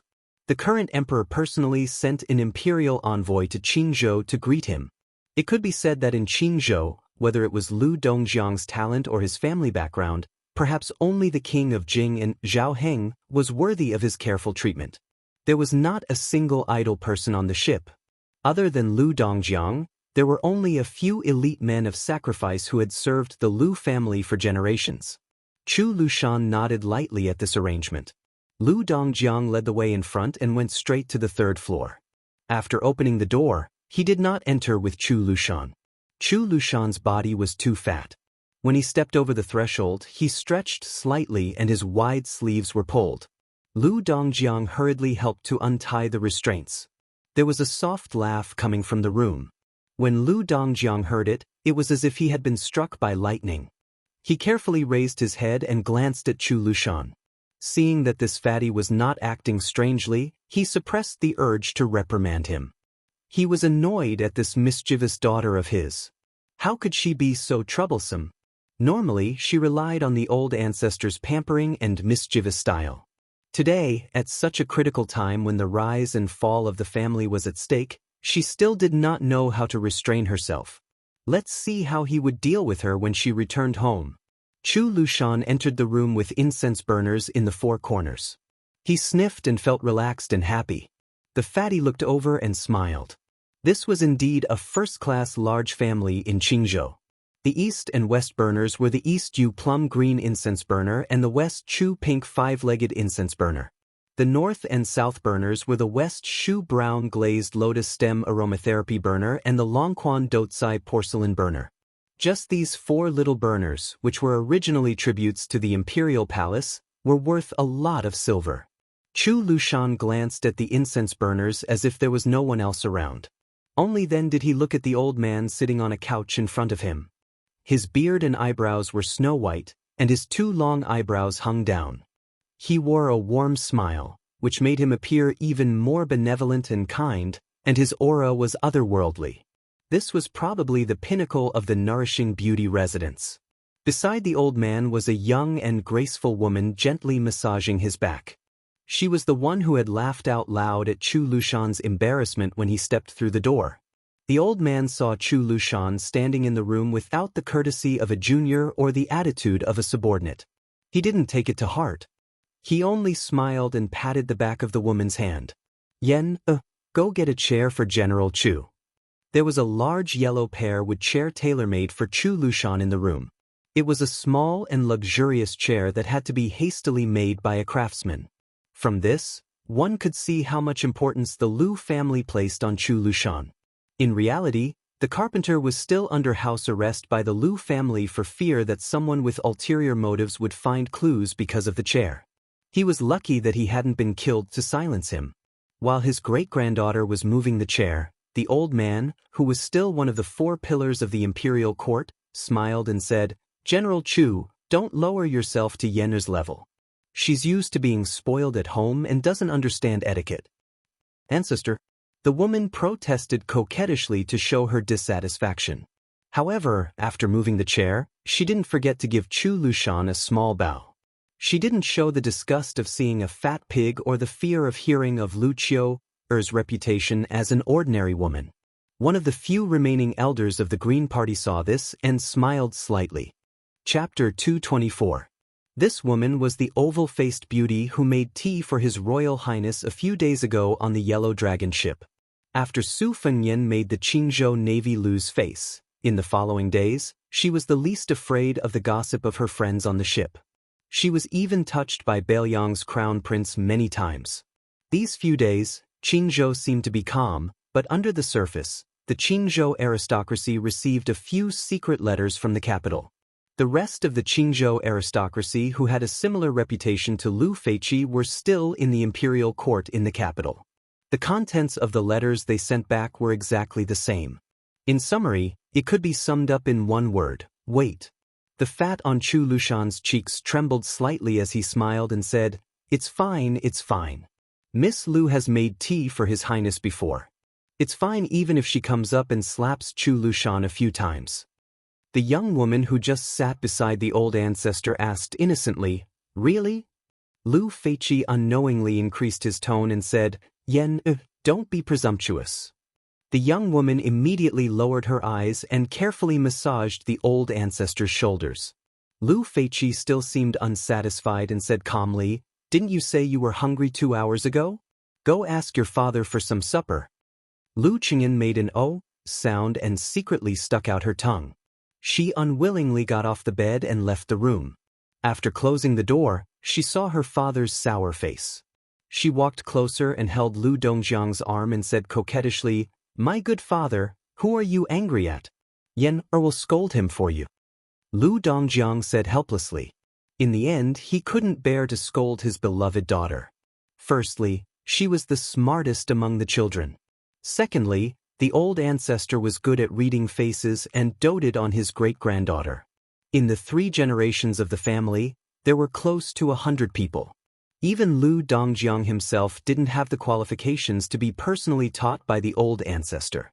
However, Yen had followed the old ancestor and learned to read since she was young. Lu Dongjiang walked to the bow of the boat and stood against the wind. He was really handsome. At that time, there were many women in Qingzhou who adored him, but in the end, Lu Dongjiang only married a woman from an ordinary family in Qingzhou under the arrangement of the old ancestor. Therefore, Lu Qingyan's birth mother could only be considered virtuous, but not knowledgeable. These years, she had been teased by her peers and friends. Lu Dongjiang also liked to travel with prostitutes. He also had some friendship with Li Baisher, who was both beautiful in Xianxia city. Therefore, there were some common poems in the scholarly circle. Lu Dongjiang's second daughter was personally married off to Bailiang by the old ancestor. However, this son-in-law of an aristocratic family had no deep connection with a prince with a different surname. His family was at the bottom of the second class in Bailiang and was far from being worthy of the Lu family. It was no wonder that his second daughter complained every time she returned to her parents' home. This time, Wei Wei arbitrarily used the yellow dragon warship to provoke them. Lu Dongjiang was the first to receive the news and immediately wanted to stop his daughter who wanted to join in the fun. However, the old ancestor, who had not paid attention to worldly affairs for many years, unexpectedly acted out of character and refuted his actions. As for today's private meeting with Chu Lushan on the Spring God Lake, it didn't seem to be an impromptu idea. Lu Dongjiang was undoubtedly kept in the dark about all of this. He didn't even know as much as his daughter. This made Governor Lu, who had a smooth career, a little discouraged. Lu Qingyan skipped over to the bow of the ship to tease a young man who had been brought back by the old ancestor when he was young. This man of sacrifice, who could kill several martial artists raised by the Lu family at the age of 10, followed the Lu family's surname and was named Do. The most extraordinary thing was that this person had double pupils, which was rare even in the vast history of the Qing dynasty. That was, one eye contained two pupils. Lu Dongjiang didn't have any good feelings about this young man and even somewhat didn't dare to look him in the eye. If Lu Do wasn't a servant that the old ancestor especially valued, and if Yen wasn't saved from the claws of a wild bear when she was young, Lu Dongjiang really wouldn't be willing to get close to him. For some reason, Yen was very close to this person of the same age as her, and he only smiled at Yen. Lu Qingyan patted the Lu family's trusted man of sacrifice who was clad in heavy armor and asked with a smile, "Lu Do, can you beat that Lu Qiu? It's that fatty." The young man nodded without hesitation. Lu Dongjiang panicked and whispered, "Yen, don't talk nonsense." There was a touch of disdain in the young man's eyes that did not match his identity, but it was hidden very deeply and disappeared in a flash. However, when he turned to face Lu Qingyan, his determined face was still sincere and kind. After an hour, Lu Qiu walked out of the room.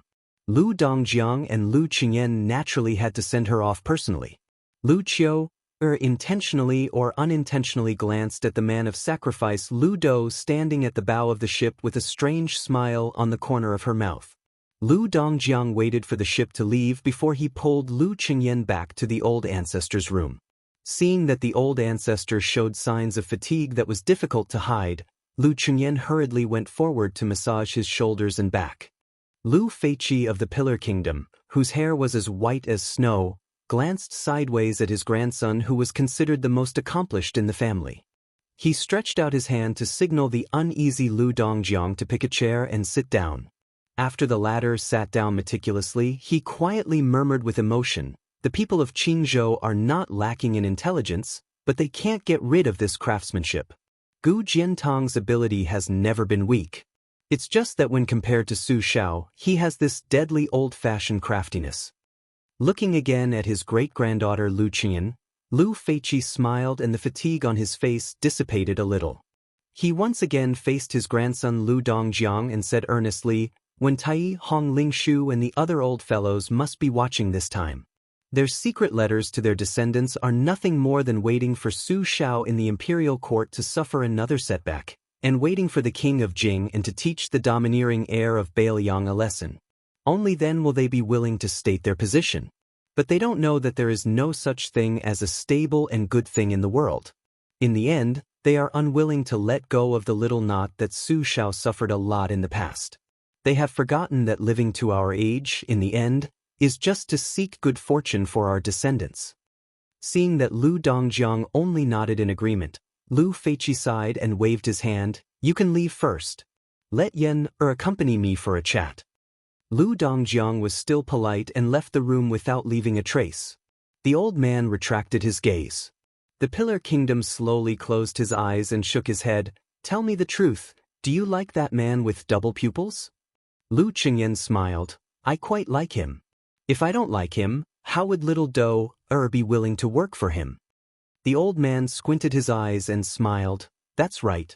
It's a pity that your father doesn't know the weight of the word affection. Chapter 225. Affection? Lu Qingyan was at a loss.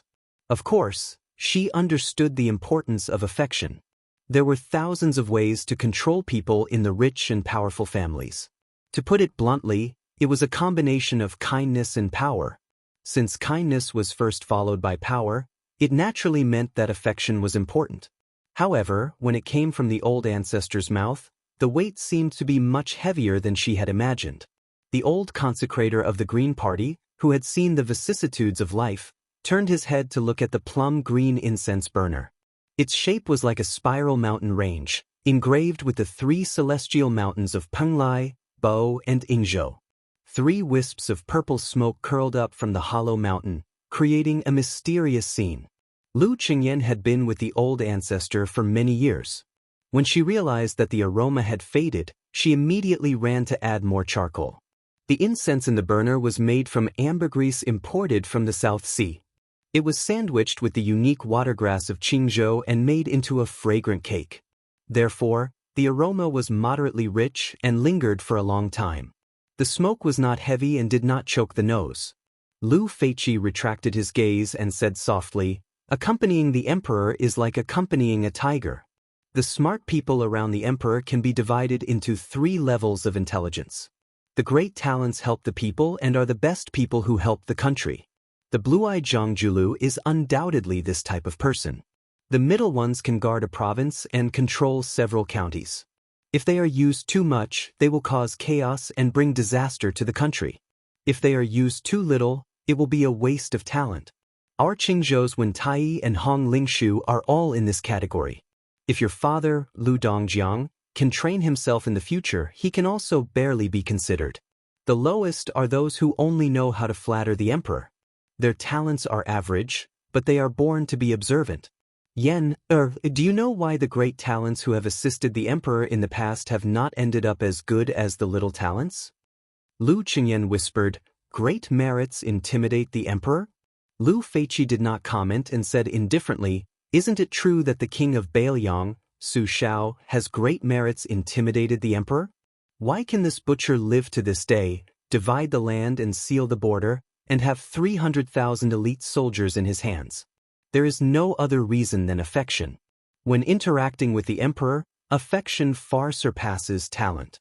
Why can the eunuchs participate in politics and why can the relatives of the emperor hold power? Wasn't it because of the monarch's sentiments? The relationship between Su Shao and the late emperor was less than that between father and son, but more than that between brothers. It was not easy. Therefore, even after the late emperor passed away, this friendship was more or less passed down to the current emperor.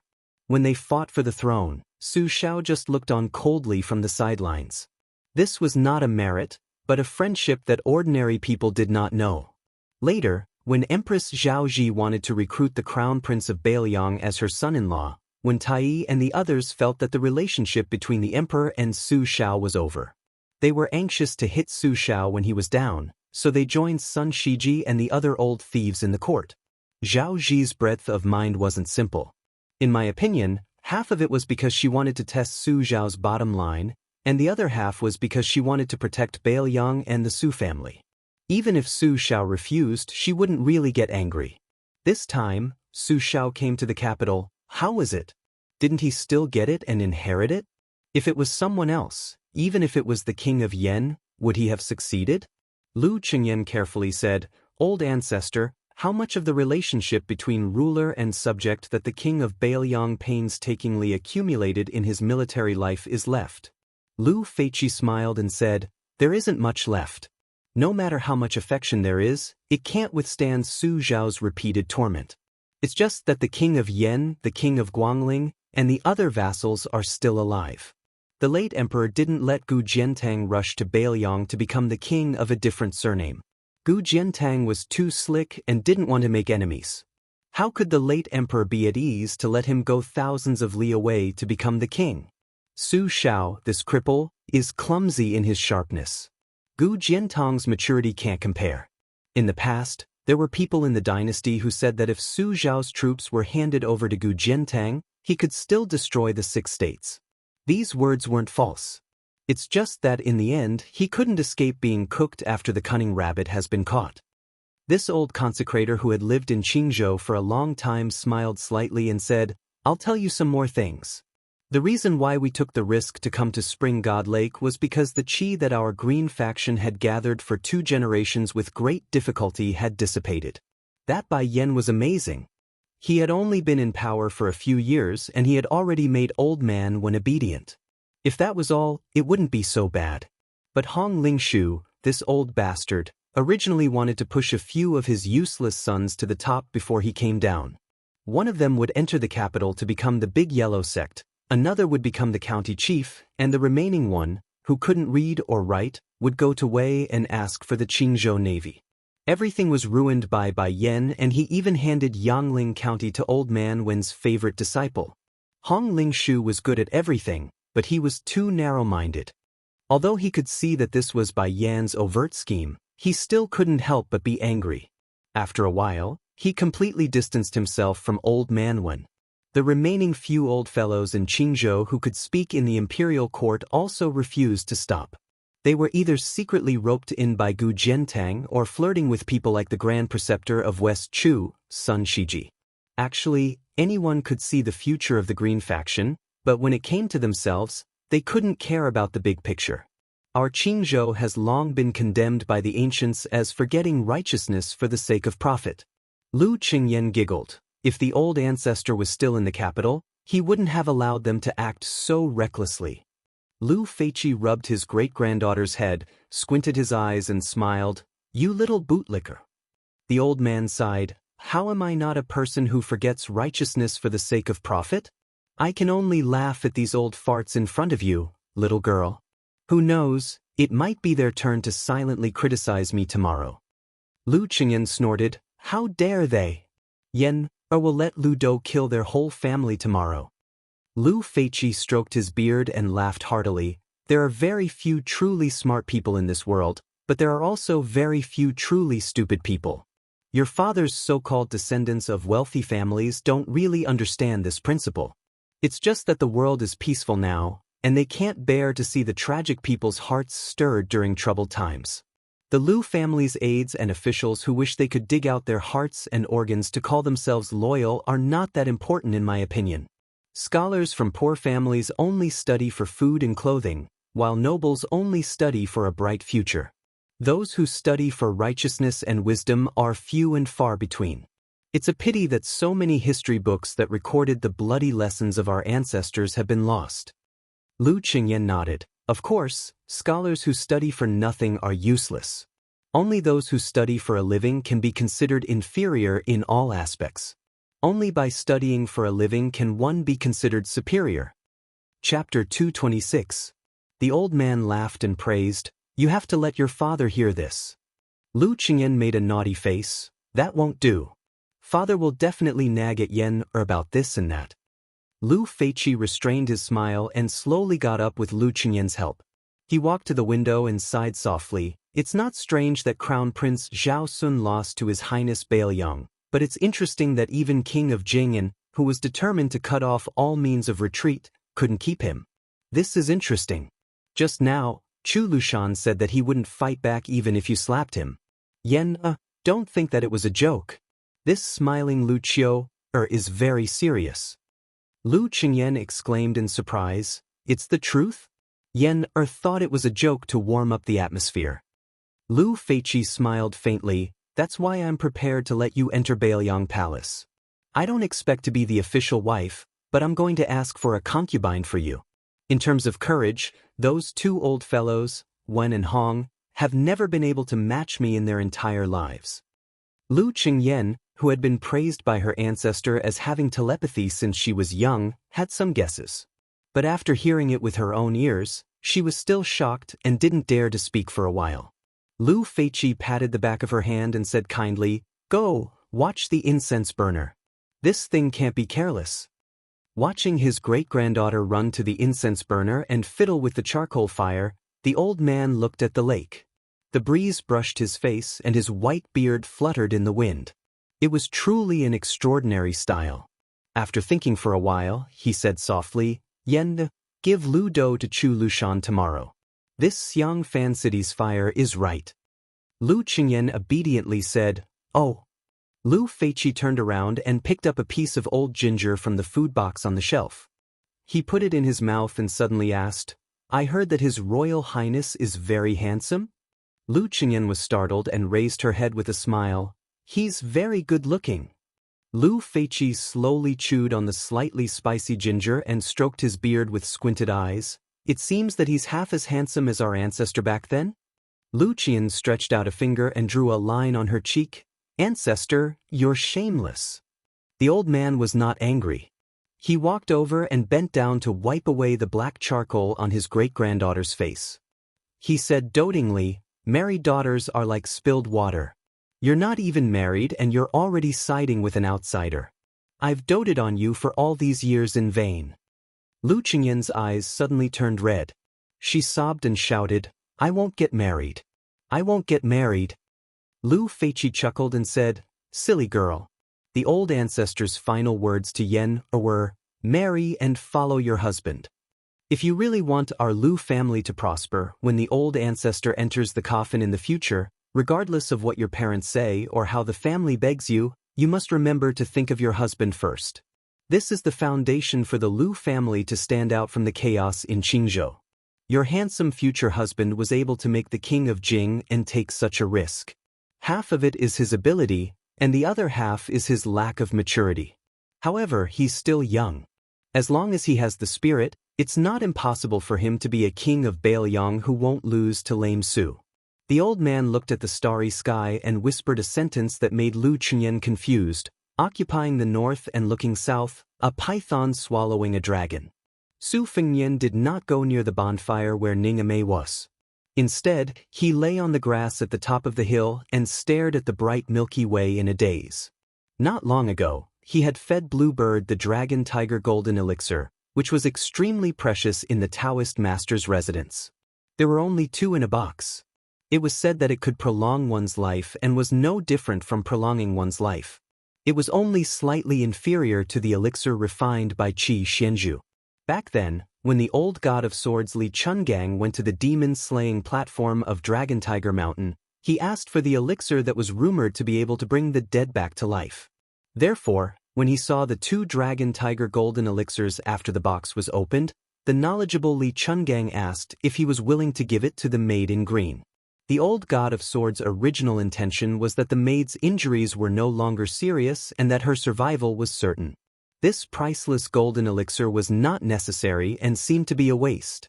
Unexpectedly, His Royal Highness calmly said that he was willing and then directly asked when the second golden elixir was suitable to be consumed. The old man wearing the sheepskin coat came to His Royal Highness' side and sat down. He pulled out a piece of licorice and held it in his mouth. He lamented, "The sky is like a dome that covers the wilderness. Who isn't a frog in the well?" Su Fengnian laughed. "Old senior, this doesn't sound like something you would say." The old god of swords curled his lips and said self-deprecatingly, "In front of the little mud man, of course I have to put on the airs of an expert. Otherwise, how can I trick her into practicing swordplay with this old man?" Su Fengnian rolled his eyes and imitated the old god of swords to pull out a piece of licorice. He flicked away the dirt and put it in his mouth to chew. He said vaguely, "It's sweet. In the past, I used to sleep in this kind of desolate place with old Huang. There was no bed or blanket. I would curse when I had nothing to do. When I was really out of energy, old Huang would pass me this kind of licorice." The old god of swords said calmly, "Those few strokes of yours in the reed marsh must be the 9 swords of the 9 swords of the 9 swords of the 9 swords of the 9 swords. Although this old man has never seen this person use his sword, the first 8 swords are still okay and can only be considered ordinary superior swordsmanship. The 9th sword, however, is truly the style of a master. How long have you secretly practiced it for?" Su Fengnian shook his head and said, "I only read the sword manual and have never really practiced it. I don't know why I was able to use it during the day." Old man Li's face was full of doubt. Su Fengnian sat up and turned his head to ask, "Old senior, why didn't you accept the sword case?" The old god of swords laughed and said, "Then why didn't you eagerly flip through that peerless sword manual?" Su Fengnian lay down again and crossed his legs. The old god of swords laughed loudly and said, "If the heavens didn't give birth to me, Li Chungang, the path of the sword would be as long as the night." Su Fengnian said helplessly, "You can boast about this to Ginger Mud." The old god of swords stood up and kicked off the little rascal's crossed legs. He said angrily, "Get up. This old man will let you know if these words are boasting or not." Su Fengnian was stunned and said in disbelief, "Are you going to teach me superior swordsmanship?" The old man sneered and said, "Superior swordsmanship is nothing in the eyes of the world. This old man will teach you the green snake in 2 sleeves tonight." Chapter 227. The Heavenly Platform of the Imperial Astronomer. In addition to numerous complicated observation instruments, the top floor was also used to store books. The 3 walls of books were several feet high, so many ladders were needed to hold the books. It was already late at night. Only an old man and his errand boy were there. The old man had read too much that his eyes were hurt. With an ancient book under his arm, he staggered out of the inner room and came to the path of picking stars that protruded out of a wall. This path abruptly extended out of the attic and was about 6 feet long. It was inlaid with 81 large pieces of white marble, glittering and translucent. Walking on the road and looking down, timid people's legs would definitely tremble. Standing here, one could have a panoramic view of the imperial palace, which was against the rules. Therefore, there was no record of the heavenly platform in any map or document of the current dynasty. The old man walked to the end of the Jade Road and looked up. The little attendant hurried to put on a coat for Jian Zheng. The little attendant with red lips and white teeth was not afraid of heights. He sat down on the side and dangled his feet in the air. He accompanied the old man to look at the vast starry sky, lost in thought. The little attendant asked softly, "Grandpa Jianzheng, can you really see anything? I heard from Lord Xie that he saw with his own eyes 8 great pillars of qi rising into the sky from the territories of the 8 kingdoms, and then they collapsed one by one. Now, only our Liang dynasty is left, and it reaches the heaven." Since he was called Jianzheng, he was naturally the first person in the imperial astronomer, Nen Huayu. The old man gathered his coat and smiled, "I'm old and my eyes are not good. I can't see clearly." The young attendant said disapprovingly, "Grandpa Jianzheng, you have heaven's eye. Can't you see clearly?" The old man smiled helplessly, "Heaven's eye? Can you believe Huang Sanjia's words? That little bookcase, that old bastard wants to use the position under my butt to lay out the layout for him. You can't take it seriously. If we talk about heaven's eye, he has it. My qigong is far inferior." The attendant said, "No, didn't Grandpa Jianzheng play 2 games of chess with that Huang Sanjia? You lost first and then won. How can you be worse than him? Next, he can only call himself Huang Liangjia." The old eunuch shook his head and said, No. It's just that halfway through the game, Huang Sanjia didn't want to continue. Although I had the upper hand on the chessboard, he would be defeated if he played another 10 moves. Back then, I thought it would be a draw. 10 years ago, I thought that I would lose in 20 moves. Now that I thought about it, there were only 10 moves left. God knows if in a few days, I would think that I would lose in 5 moves. Maybe before I died, I would find out that Huang Sanjia only needed 1 move to turn the tables. Wang Jisun said that Huang Longshi's play was like Huayi's use of troops to conquer every enemy. These words were clearly a foreign language from someone who had only read the book and not personally played the game. It should have been Huayi's decision to deploy more troops. Huang Sanjia's true strength was in the mid-game. Only in the endgame could one see his foundation. It was a pity that there was no one in the world who could compete with him in the endgame. Presumably, this was the real reason he instigated the Spring and Autumn War. After all, a 3-chi chessboard was too small for him. Nan Huayu, who was treated as a state preceptor by His Majesty, called Little Bookcase, smacked his lips and said, "Then isn't this demon really invincible? Is it true that no one can beat him in chess?" The old man thought for a moment and said with a smile, "It seems that no one can beat him, but there are some who can draw." The boy's eyes lit up. He pulled on old Jianzheng's sleeve and asked impatiently, "Who is it?" The old man was afraid that Little Bookcase beside him would catch a cold. He first had the boy sit up and then put a book under the boy's butt. Then he said slowly, "Back then, the late emperor personally came out to welcome him. Hundreds of thousands of great Peace City's citizens lined the streets to welcome him. Little bookcase, who do you think it is?" The boy exclaimed, I know. The white-robed monk, the immortal who proposed enlightenment in the 2 Zen temples. Grandpa Jianzheng, can you really become a Buddha? Does that mean that I'll become a Buddha just by standing there? If that's true, then I also want to become a monk. Old Jianzheng said with a heavy tone, I don't know if enlightenment is real or fake. I'm not a Buddhist after all. Even if I've read some Buddhist scriptures, I can't speak nonsense. But it's true that cultivating means spending money, practicing Zen, and spreading luck. If the ruler of a country is obsessed with Buddhism, it's definitely not a good thing. It's fine if you worship Old Huang's purity. It's a waste of the country's wealth. It can be taken from the people and used by the people. But if you worship Buddha, it's hard to say. Once luck is scattered, gathering it again is as difficult as ascending to the heavens. When Buddhism first entered the Central Lands, it was criticized. It's not just the superficial ambiguity between Confucianism, Buddhism, and Taoism. In reality, it's because Confucianism and Taoism, who value qi the most, are worried that Buddhism will ruin the momentum of the Central Lands. The boy said with a bitter expression, Then I'd better not be a monk. The old man smiled and rubbed the boy's head.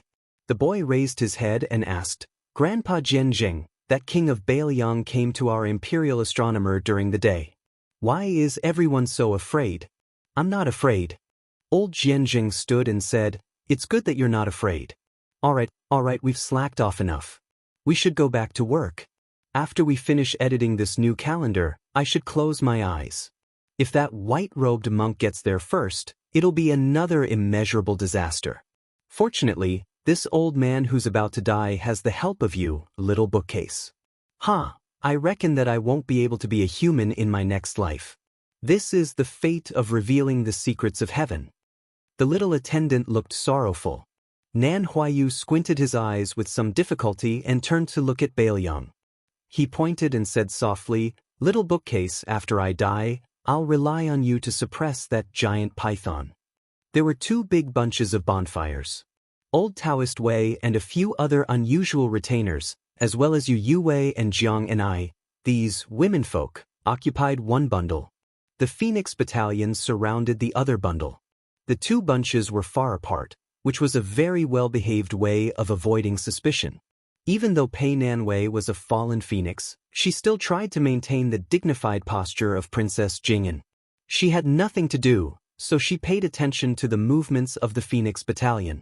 She could see the light cavalry who took turns to be on night duty coming and going in an orderly manner.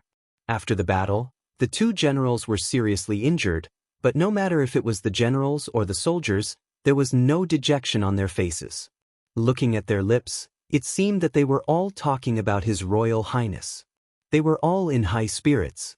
The more united the Phoenix barracks became, the more uncomfortable Princess Consort Pei felt. Her original desire to escape from her prison gradually faded. How could a lowly prisoner who had fallen so low that she had to clean the carriages compare to the one and only Princess Consort Jing'an in Qingzhou? Pei Nanwei was disheartened. She reached out to the bonfire and warmed up a little. She looked to the left side and saw a plump, beautiful woman holding a white cat accompanying her to find a pool. They chatted a little on the way, and she knew that their conversation was not ordinary. The young woman with a strange identity on the right side was really smart. Pei Nanwei, as a peerless beauty, still didn't dare to say that in a few years, she would be able to win over this plainly dressed woman. It didn't look like she was a maid. How could there be a maid who could fight with the heir of Bailiang? But it also wasn't right to say that she was a daughter of a noble family. That pair of rough little hands that couldn't be described as white jade and creamy were obviously a child from a poor family. This Bailiang was indeed full of strange people. She couldn't figure them out. Pei Nanwei couldn't help but look in the direction where His Royal Highness disappeared. What was this shameless bastard doing? Bailiang Palace, Tide Listening Pavilion. That night, White Fox's face, with the peerless saber at her waist, climbed to the 3rd floor. Chapter 228. The moon was bright and the stars were sparse. In the small hut at the foot of the mountain in the shade of the two Zen temples, there was a loud snoring sound. It was an unattractive young woman. She spread her arms and legs and took up most of the bed. She turned around aggressively and accidentally kicked the bald middle-aged monk off the bed. The poor monk sat on the ground in a daze for a while. He got up and put on a white kasaya and walked out of the hut. There were two small rooms next door separated by wooden boards. The white-robed monk tiptoed to his daughter's room and covered her with a blanket. This girl's sleeping posture was exactly the same as her mother's, restless. When he came to his disciple's room, he saw that this little idiot was most likely having a good dream. She probably dreamt that she went to play with something and only cared about laughing. The shabbily decorated narrow room was neat and tidy. The shoes and socks of the two women in the house were always scattered all over the place. This stupid north and south were not the same. Everything was meticulously arranged, just like when he preached the sutras to the monks of the Hui generation in the temple. The white-robed monk walked out of the hut alone and came to the Thousand Buddha Hall. The walls were painted with the Vajra Luohan fist technique, vivid and lifelike. The ground was uneven, with a total of 108 small footprints. It was rumored in Jianghu that this was the most powerful demon-subduing skill of the two Zen temples. Whoever could face the wall and observe the fist technique and walk 108 steps correctly would be ranked among the top 3 martial artists in the world. The reason why this hall was called the Thousand Buddha Hall was because the two Zen temples carved a Buddha here every year. There were more than 1,000 Buddha statues here. The white-robed monk was this generation's tablet keeper and also this generation's Thousand Buddha Hall statue monk. Standing at the door of the hall and looking out, all the Buddhas and Bodhisattvas in all directions were the same. Compared to the three-sided fist technique manual, it was even more magnificent. The first patriarch of the two Zen temples had left behind a Buddhist saying that anyone who entered the hall and saw or heard it would receive the seed of Bodhi liberation. A couplet hung in the hall. It has been 3,000 years since lotuses bloomed at every step. I have rebuilt the hall to worship the Luohan. After 81 difficulties, I am willing to give 28 ranks and teach the Dharma to all. However, ever since the white-robed monk returned from the far west to Tai and city and returned to the two Zen temples, he had only carved one Luohan statue. That year, he had brought the little monk's stupid Nanbei back to the mountain. The white-robed monk looked up at the thousands of Buddha statues that were filled with moonlight after the door was opened and sighed. The little monk, Wu Nanbei, appeared behind the white-robed monk and asked worriedly, "Master, is your wife going down the mountain again tomorrow?" The white-robed monk accepted his fate and said, "Go, go. There aren't many copper coins left in the bowl anyway." Stupid north and south side, after going down the mountain a few times, I can only pick the most expensive cosmetics with mistress. What are we going to do in the future? Why are you awake? Just now, I was holding hands with something in my dream. In the end, she knocked me on the head and I woke up. Hey, master, why are you hitting me? What else did you do besides holding hands? No, just holding hands. What else can we do? Really? Monks don't lie. There are so many bodhisattvas and arhats in the Thousand Buddhas Hall watching you. Other than holding her hand, I also told this thing that I like her. No wonder you were hit. Master, the old abbot said that you are the reincarnation of the third arhat, the immaculate arhat. The Buddhist scriptures say that this bodhisattva has no worries. Why do you always have a bitter face from mistress and that thing? The great abbot also said that you are the last disciple of Buddha, Subhadhara. You received the bodhisattva fruit when Buddha was about to enter nirvana. It sounds very powerful. Why don't I see your wisdom and eloquence? Not to mention the temple and the foot of the mountain, we only have 4 people in the hut. Who can you argue with? Alas, the old abbot likes to praise everyone. There is nothing to be happy about being praised. Master, why don't you teach me how to play chess? Why do you want to learn chess? Mistress bought 2 boxes of chess at the foot of the mountain, but she doesn't know how to play. Mistress said that she can't beat you, so she can only play with me. My daughter is the smartest in the world, but learning chess is really not that amazing. Maybe she can't beat you. Master's copper coins will be wasted. It's okay, I'll let her. Idiot. How many games can you let her go? My whole life. Anyway, I'll just have to wait until I cultivate the Saraira. It's actually only a few decades. Okay, Master hasn't touched chess for some years. Go and get the chess box. Now? How can I dare to go to Mistress' room? I'll be beaten to death. I also don't dare to run. What if I run into the steel forest like before and Mistress can't find me? Mistress will only give me half a bowl of rice. Where the Tao is, even if there are millions of people, I will still go. Don't you understand this principle? What's the point of practicing Buddhism? Master, isn't this the famous saying of the scholarly sage at the foot of the mountain? Is that so? It's absolutely true. Alas, I always heard the abbot in the temple say that you are very good at the once-in-a-decade lotus platform preaching. Even those scholars and Taoist masters admire you. It seems that they are bragging. Master, did you secretly give them copper coins? Nonsense. Isn't Mistress keeping an eye on Master's private money? Didn't you ask me to bury the pot under the Dragon Gate 20 Stages stone tablet 2 days ago? Huh? In Nanbei, the moon is pretty good today. Wait here, Master will go and get the chess box. After a while, the white-robed monk came back with 2 boxes of chess pieces and a rough chess block made by the little monk. The master and disciple sat on the ground in the Thousand Buddha Hall. The white-robed monk rolled his eyes at the chess block with crooked lines and abandoned it. Instead, he used his finger to carve 17 lines on the floor. The floor of the hall was carefully paved with a special stone material. It was called the diamond mirror by the people. There was once a swordsman who had achieved Tao and cut it with a sharp sword but did not leave a mark. Therefore, the 108 clear footprints showed the power of a sage. The little monk Wu Nanbei was not surprised by the lines his master drew with his finger.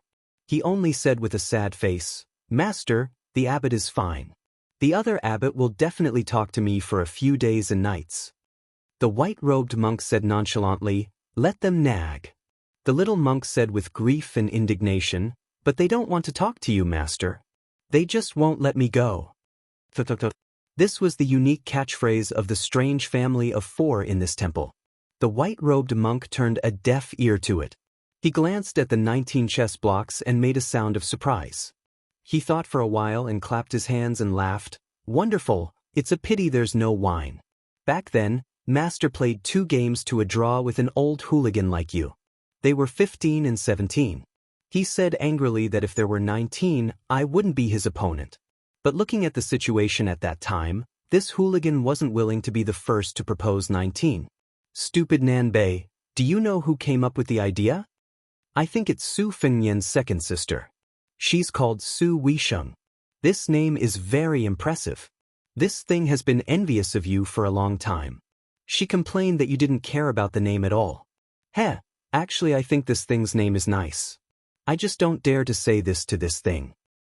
It's Su Fengyan again. When Master goes back, I have to record how many cleavers he has in the account book. Master, you're recording cleavers every day now. If Su Fengyan really comes to the temple in the future, what should I do? Should I help this thing or you, Master? What do you think? I'll help Master first. When the time comes, I'll help this thing. Nanbei, Master really didn't see it before. Turns out you're not stupid. Isn't that so? If you're not stupid, then you're still stupid. When the day comes when you're not stupid, this thing will really not like you. Ah? Master, don't scare me. I won't be able to sleep at night. I won't have the energy to cook for you tomorrow. If that's the case, just pretend that Master didn't say that. Master, I don't want to learn chess anymore. I want to go outside and chant scriptures. Stupid Nanbei, Master told you that chanting scriptures is useless.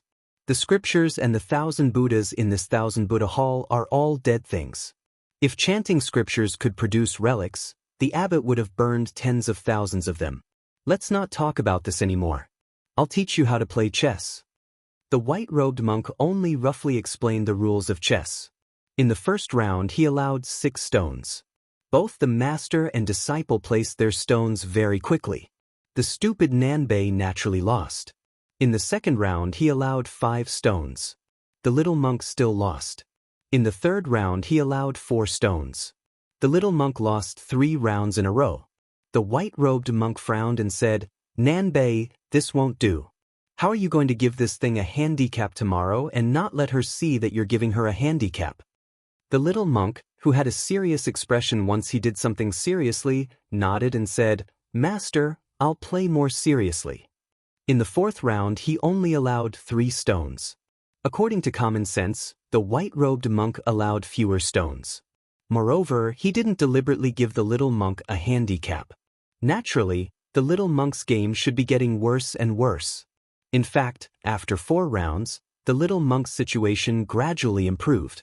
In the 5th round, the white-robed monk looked at the sky and said, "I won't give you any stones in this round. If you can last until the 160th round, you win. You can go play with this thing tomorrow." Chapter 229. The stupid North-South nodded vigorously. Just as he was about to start with the white piece, he accidentally saw an ant scurrying around in his cassock. The little monk smiled innocently and gently stretched out his 2 fingers that were still holding the chess piece. He let the little ant climb onto his hand and then placed it on the ground. After it was far away, he placed the chess piece on the Vajra mirror. In the end, the little monk had made more than 170 moves in this game. The monk in white did not continue. He smiled and said, "Are you asleep now?" The little monk touched his bald head and said happily, "Okay." The monk in white waved his hand and said, "Go, leave the chess set and the chess box." The little monk nodded and got up to leave the Thousand Buddha Hall. The monk in white sat cross-legged and waited for his disciple to leave before returning to the hut. He then rested his chin on one hand and leaned his body to look at the chess game. The white-robed monk stretched his back and said softly, "Chao Zhangqing, you're still so patient. No wonder you're called Chao Guanzi." Apart from his words, the hall was still silent. The monk in white reached out and grabbed. The dozens of white chess pieces on the ground suddenly floated in the air. With a light flick, the chess pieces shot to the side like rain. After a while, a scholarly man dressed in a green robe appeared in the hall leisurely. He held the 16 chess pieces in his hand and flicked 1 chess piece with each move. The chess pieces were nowhere to be seen in the air. In the blink of an eye, 15 chess pieces were stuck to the monk's cassock. This frivolous monk who drank wine, ate meat, and even had a wife and a daughter did not move. However, the 1,000 Buddha statues in the hall were shaking together as if they were being invaded by demons. Especially the few Vajra Bodhisattva statues. When they swayed back and forth, they were particularly intimidating. It must have been the 15 chess pieces that hit the monk's cassock. Each chess piece brought about a violent surge of chi activity and caused such a phenomenon. The handsome middle-aged scholar only had 1 chess piece left in his hand. He smiled and said, "Sure enough, no one in the world can break your Vajra realm." Without any movement from the monk in white, 15 white chess pieces fell from the cassock and quickly rolled back to their original positions on the Vajra mirror as if they were endowed with intelligence. The white-robed monk calmly replied, "It's just Chao Guanzi's 15 mysterious fingers. Why don't you take out a celestial phenomenon cultivator and try?" The slender scholar smiled and gently tossed the chess piece in his hand onto the ground. It bounced forward a few times and obediently returned to its original position just like the 15th chess piece. He shook his head and said, "I won't try anymore." Back then, the number 1 person in Beimang who was said to be able to fight with Qi Shenju came from the south. When you arrived at the 2 Zen temples, you still couldn't harm a hair on your body. However, in your anger, you left 108 Vajra prints on the ground. But I'm very curious. You always end up in a draw when you fight, but why do you still like to end up in a draw when you play chess? In the past, Huang Longshi used the lives of more than 300 monks to play against you, each playing 1 piece. In this game, 43 people died. Fortunately, you were able to draw. Later, after the Spring and Autumn War, Huang Longshi forced you to play again. However, he used the hundreds of Buddhist temples in the hundreds of counties in the world as chess pieces. If he lost, he would destroy one. If he won, he would let the Liang dynasty build one more. Why did you still end up in a draw? After I read the chess record, the chances of you winning the first game were indeed not high. However, in the second game, you clearly had a chance to beat Huang Longshi. The white-robed monk raised his head and looked at the world-famous Chao Guanzi. Similar to himself, this guy had also played chess with Huang Longshi. It was said that the two of them were close to the level of chess. Chao Guanzi was of course much better than those national chess players in the palace. However, in the face of this immortal in the eyes of the world, the white-robed monk was still as calm as an ancient well. He said calmly, "If I say that I'm in a hurry to go home and cook for my wife, would you believe me?" When Chao Guanzi heard this rare joke, he actually didn't laugh. He sighed and said regretfully, "Now that you even have a daughter, you don't have the patience to play chess with me until the end. It seems that I won't have the chance to play chess with you." The white-robed monk sneered and said, "Who wants to play chess with you? A game of chess can last for months or years." Chao Guanzi, whose real name was Chao Changqing, was sitting opposite the white-robed monk. He looked at the chess game that he had already memorized by heart and said with a smile, "Your disciple is really amazing. No wonder he is regarded as the hope of the Dharma ending tribulation by Buddhism."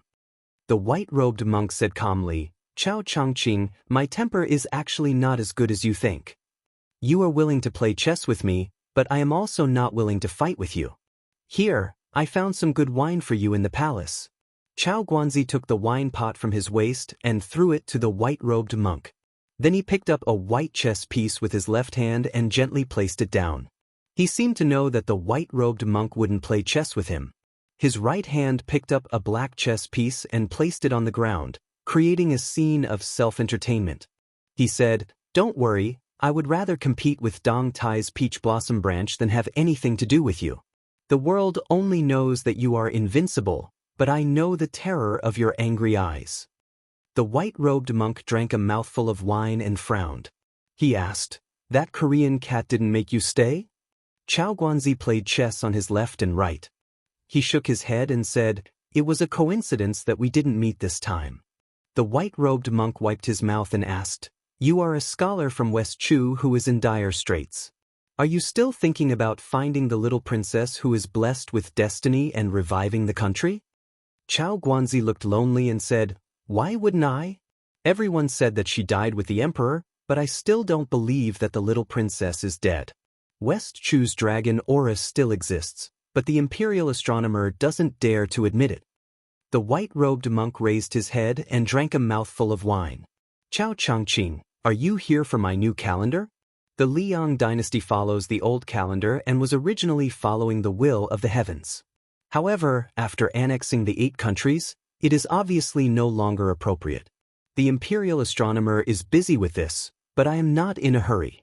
Are you thinking of doing something? Leaving a chance for your little princess to revive the country? Chao Guanzi suddenly stood up and bowed deeply. He didn't straighten his back for a long time. The white-robed monk sighed and said, "Chao Changqing, do you really not know that this is a shady business against the will of the heavens? Don't you know what happened to Heavenly Master Ren on Mount Longhu?" Chao Guanzi, who had almost become the champion of Jianghu in one fell swoop and whose pride didn't lose to anyone, still didn't straighten his back. The white-robed monk hesitated for a moment and said in a deep voice, "It's not that I don't want to help, but the general trend is irresistible. The old West Chu can't succeed at all. So what if the Grand Preceptor, Sun Shiji, works from the inside and outside? Do you really think that everyone in the world is a fool who waits for death? Su Shao, Gu Zhentang, the 6 vassal kings are not dead. Now, Zhang Julu and the one in the palace, Chao Changqing, O Chao Changqing. The sage only said that you should turn the tide, but the tide has passed and the general situation has been decided. What can you do? Not to mention you, even immortals like Qi Xuanzhen can't do anything." Chao Guanzi straightened up and was speechless with a miserable expression. Outside the Thousand Buddha Hall, lightning flashed and thunder roared. Soon, it was raining heavily. The white-robed monk looked down at the white chess piece that Chao Guanzi had placed on behalf of his disciple and decided to ignore it.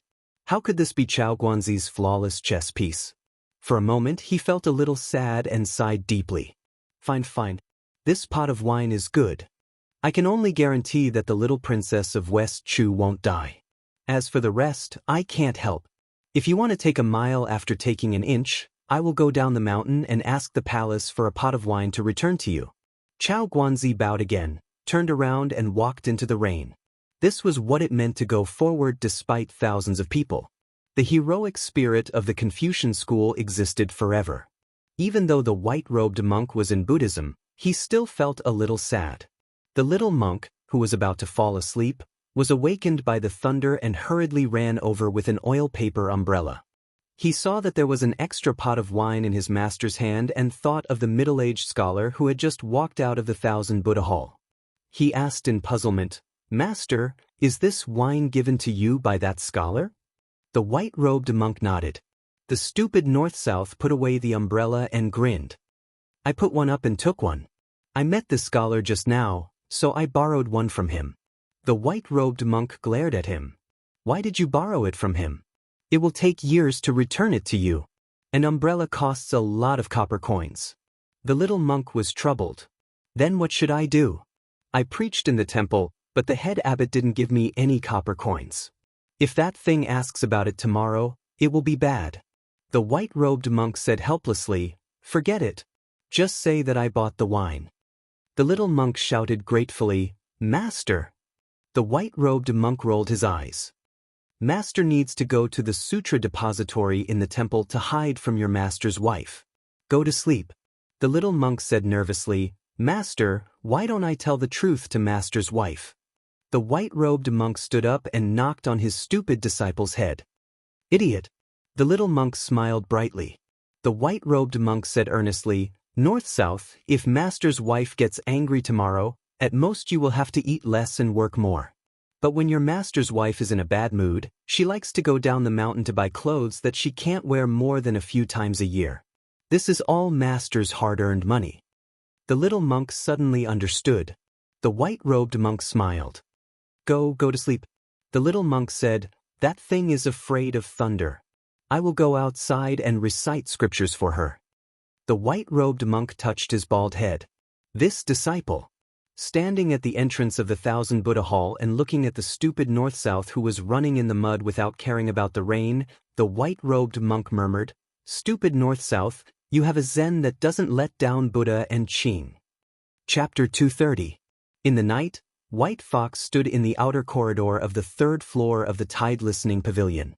It was hard to believe that this Bailiang Palace, which occupied an area second only to the king of Yanqi among the seven kings, did not have a single master.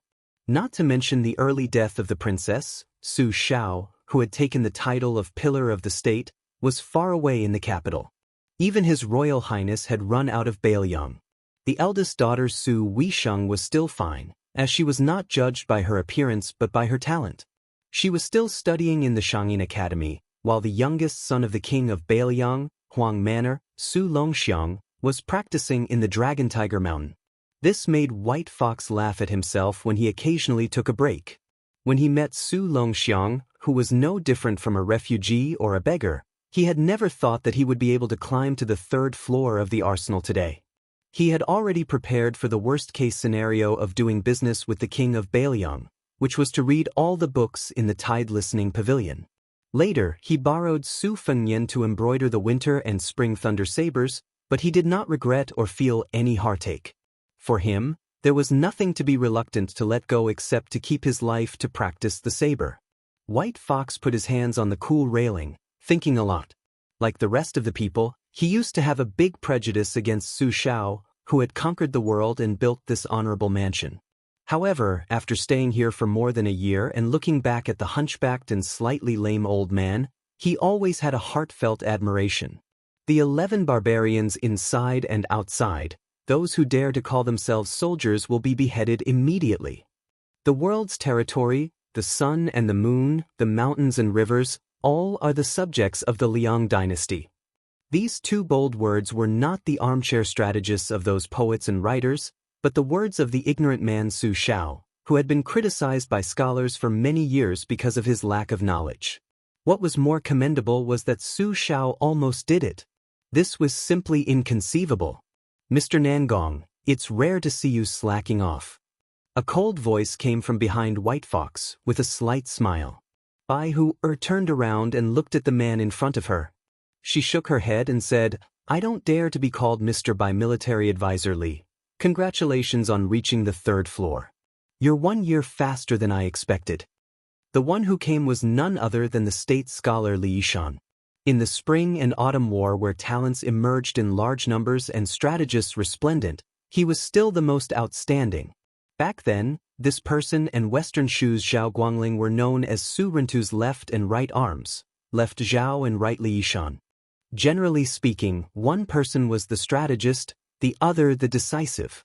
Among them, Zhao Guangling was proficient in Changyang stratagems, while Li Yishan focused on scheming. Many of the schemes that harmed the virtue of the underworld came from his hands. The two worked together, their coordination was flawless. Zhao Guangling vomited blood and died in the territory of Western Shu.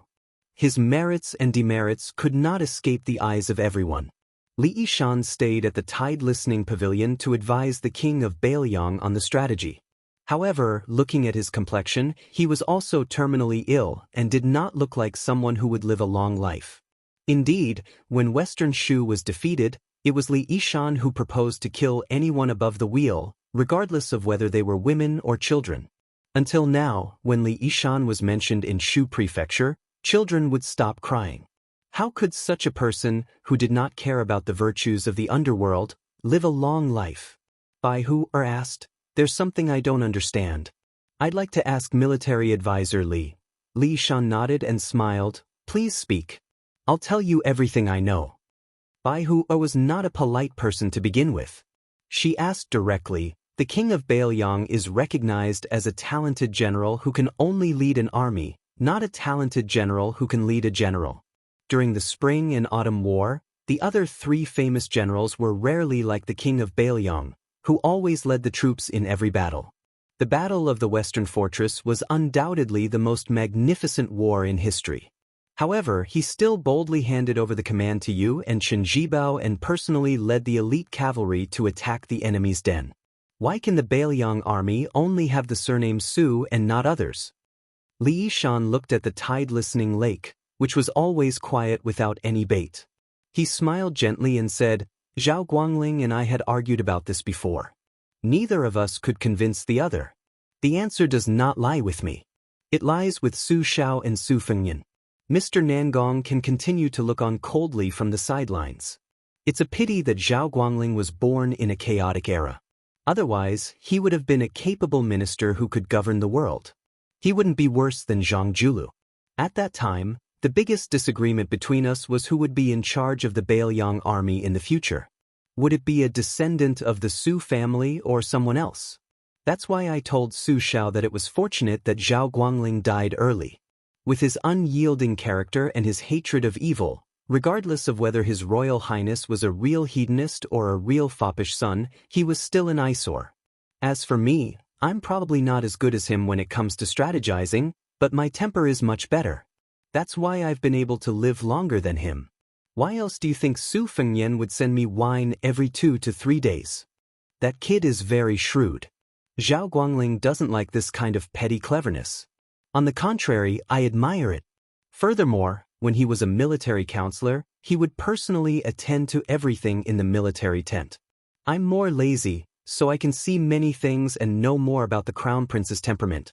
I watched that kid grow up.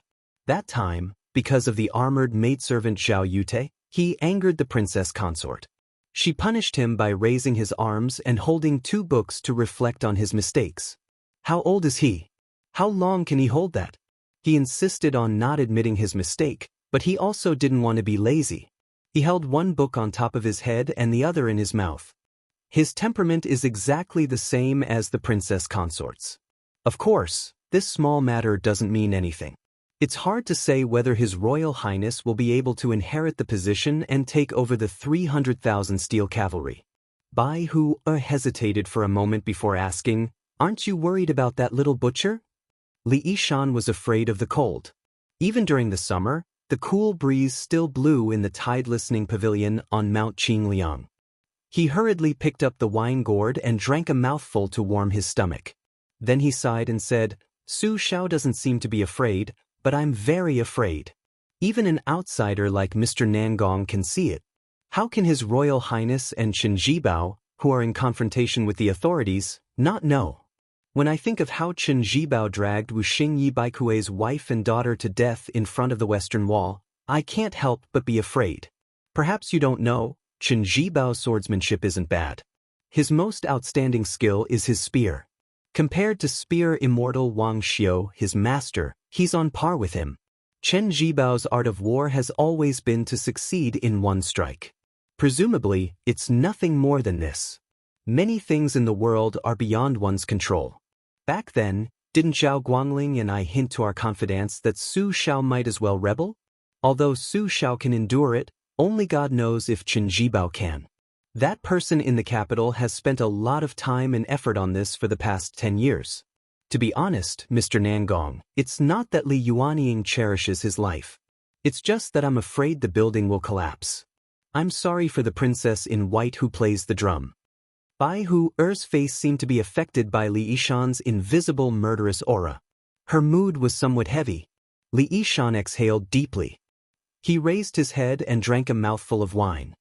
He laughed and said, "Today, I came downstairs to tell Mr. Nangong these words from the bottom of my heart. I hope that Mr. Nangong will remember this faint friendship when you come out of the tide-listening pavilion. Feng Yan's cleverness was carefully taught by me, a dying man. Mr. Nangong, please don't be angry at this guy's slyness. Since Feng Yan's temperament is similar to that of the princess, he is naturally not bad."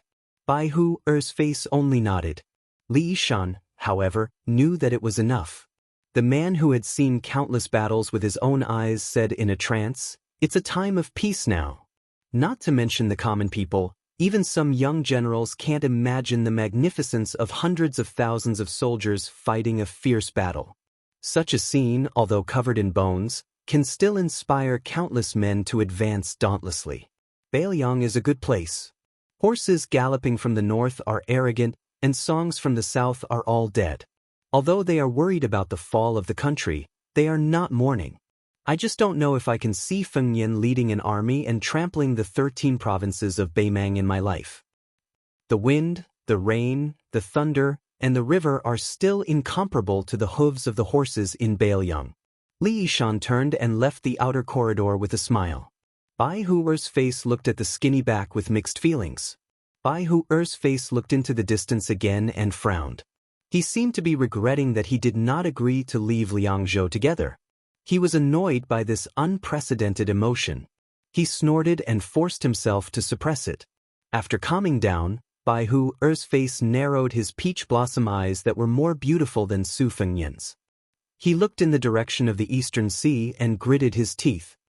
The second in the world? Chapter 231. Only one chapter for today. Hearing that the old god of swords was going to impart the two-sleeved green snake, Su Fengyan was shocked beyond words. Without waiting for him to react, Li Chungang coldly snorted and said, "Lend me the sword." The spring thunder at Su Fengyan's waist trembled incessantly. He subconsciously wanted to press down on the simple and unadorned short knife to prevent it from leaving its scabbard.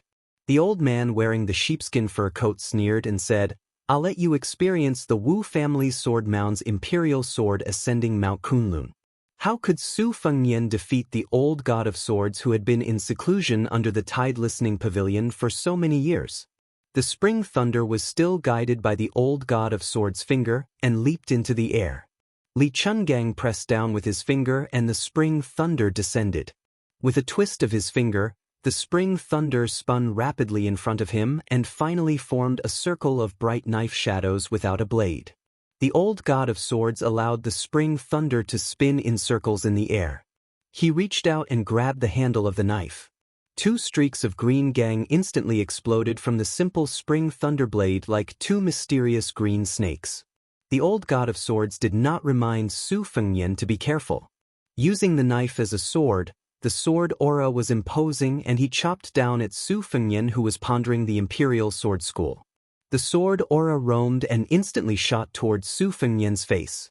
Last time on Mount Wudong, Su Fengyan fought against an imperial bodyguard of the Dongyue imperial family. That bladesman used a pair of wild brocade knives. What Su Fengyan valued and envied the most was that person's unique drawing knife technique. Seeing the green snakes surging toward him, Su Fengnian did not know how to understand that mysterious meaning. Since the green snake sword aura was unavoidable, Su Fengnian drew his knife out of its scabbard in a flash. With one breath, he raised his knife to block the cold sword aura. Standing at the top of the slope, Su Fengnian was pushed to the waist of the slope by the two intertwined green snakes. Dust flew up from the ground. His Royal Highness sleeves and shoes were all destroyed. However, the old man with the sheepskin coat took advantage of his position to bully Su Fengnian. One sword after another, the sword aura grew stronger and the green gang became denser. Su Fengnian did not even have time to catch his breath. Fortunately, the fourth floor of the Grand Yellow Courtyard allowed two Qis to produce green lotuses. Together with the green snake out of the hole, he was forced to retreat from the waist of the mountain to the foot of the slope. The old god of swords narrowed his eyes as he stood at the top of the slope. He asked, "Your drawing of the blade is a small trick. If this old man is not wrong, this is the famous technique of the East Yu imperial family. It has never been written down in a secret manual and is only passed down by word of mouth. How did you learn it, kid?" The qi in Su Fengnian's body was surging like a tidal wave. His Grand Yellow Courtyard had just stabilized, so he immediately felt extremely uncomfortable. He said bitterly, "I once saw a member of the East Yu imperial family use drawing of the blade once. You can say that I learned it secretly." The old god of swords nodded and did not think much of it. He only smiled and asked, "Have you rested enough?" Su Fengnian made a prompt decision and said resolutely and decisively, "Not yet." The old god of swords was not a kind person. He laughed and the green snake in his hand rose again with an even more ferocious momentum. It was not that Su Fengnian did not want to avoid the sharp edge, but that he could not escape at all.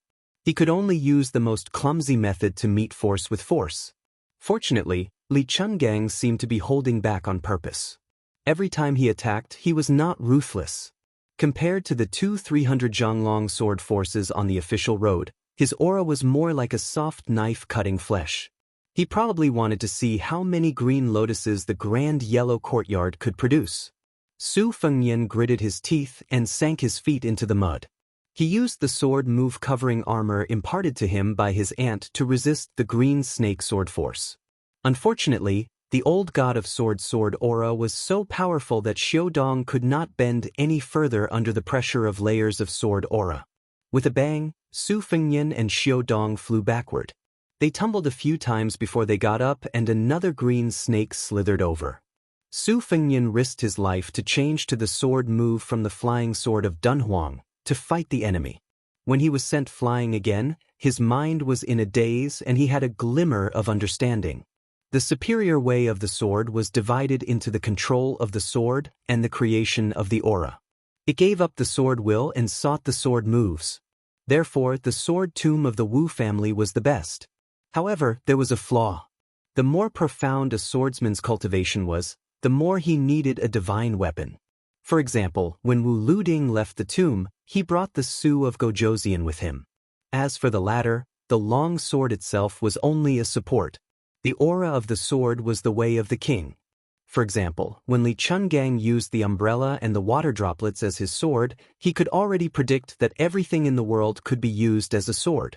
However, when he truly faced the green snake with two sleeves, Su Fengnian realized that the reason why Li Chungang was able to reach the peak of the way of the sword was because of the old god of swords' control of the sword and the creation of the aura of the sword.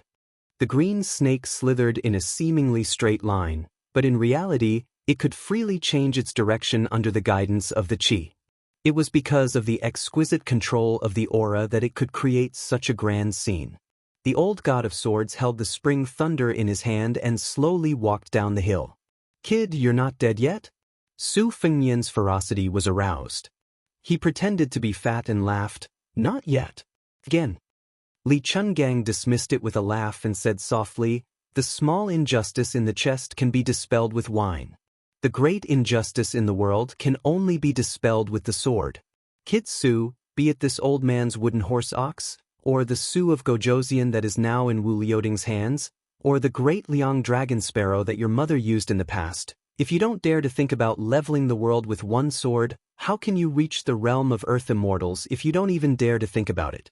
When you get used to this old man's two sleeves green snake, you will naturally have your own spirit. Only then will the Great Yellow Court be your Great Yellow Court. When facing an enemy, you can't retreat before the battle. This principle that this old man taught you tonight is not inferior to the two sleeves green snake. Over at the two bonfires, only sword aura could be seen soaring into the sky near the hillside. Ningame was a little worried and wanted to lead a pair of white horses to keep an eye on it. However, he was stopped by the old Taoist priest Wei Shuyang with a smile. Ningame, who was slightly further away from the bonfire, asked Elder Mi in a low voice, "Shinrin, is that old senior the old god of Swordsley?" The old Taoist priest, who was close to 70 years old, had a look of longing on his face. He seemed to remember the frivolous days when he imitated Li Qingdan and roamed the Jianghu. He stroked his beard and laughed. "Yes, it is the old god of swords. Now that I think about it, it is indeed like a dream. I didn't dare to imagine that I would be able to travel with this old senior in this life. How fortunate!" Ningame had always been a shy and introverted person with a good temper in private. He smiled as if he didn't know how to continue the topic.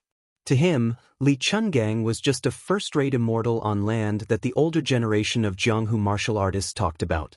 He was nothing more than a 100-year-old child with the face of a baby, who could travel 100 miles in an instant, and whose swordsmanship could look down on the world. Now that he had actually met him, he was somewhat unprepared. The old man's eating and sitting posture were really unconventional, especially when the old senior's sword, the wooden horse and ox, was broken by Wang Xinji of the martial emperor city. In addition, for some reason he only had one arm left. He really couldn't help but sigh. To Ningame, he had personally witnessed the green snake's sword aura being so irresistible. If he had both arms, what would it be like? However, how could one sleeves two green snakes? Wei Shuyang seemed to have seen through Ningame's thoughts. He shook his head and said, "General Ning, it's not that simple."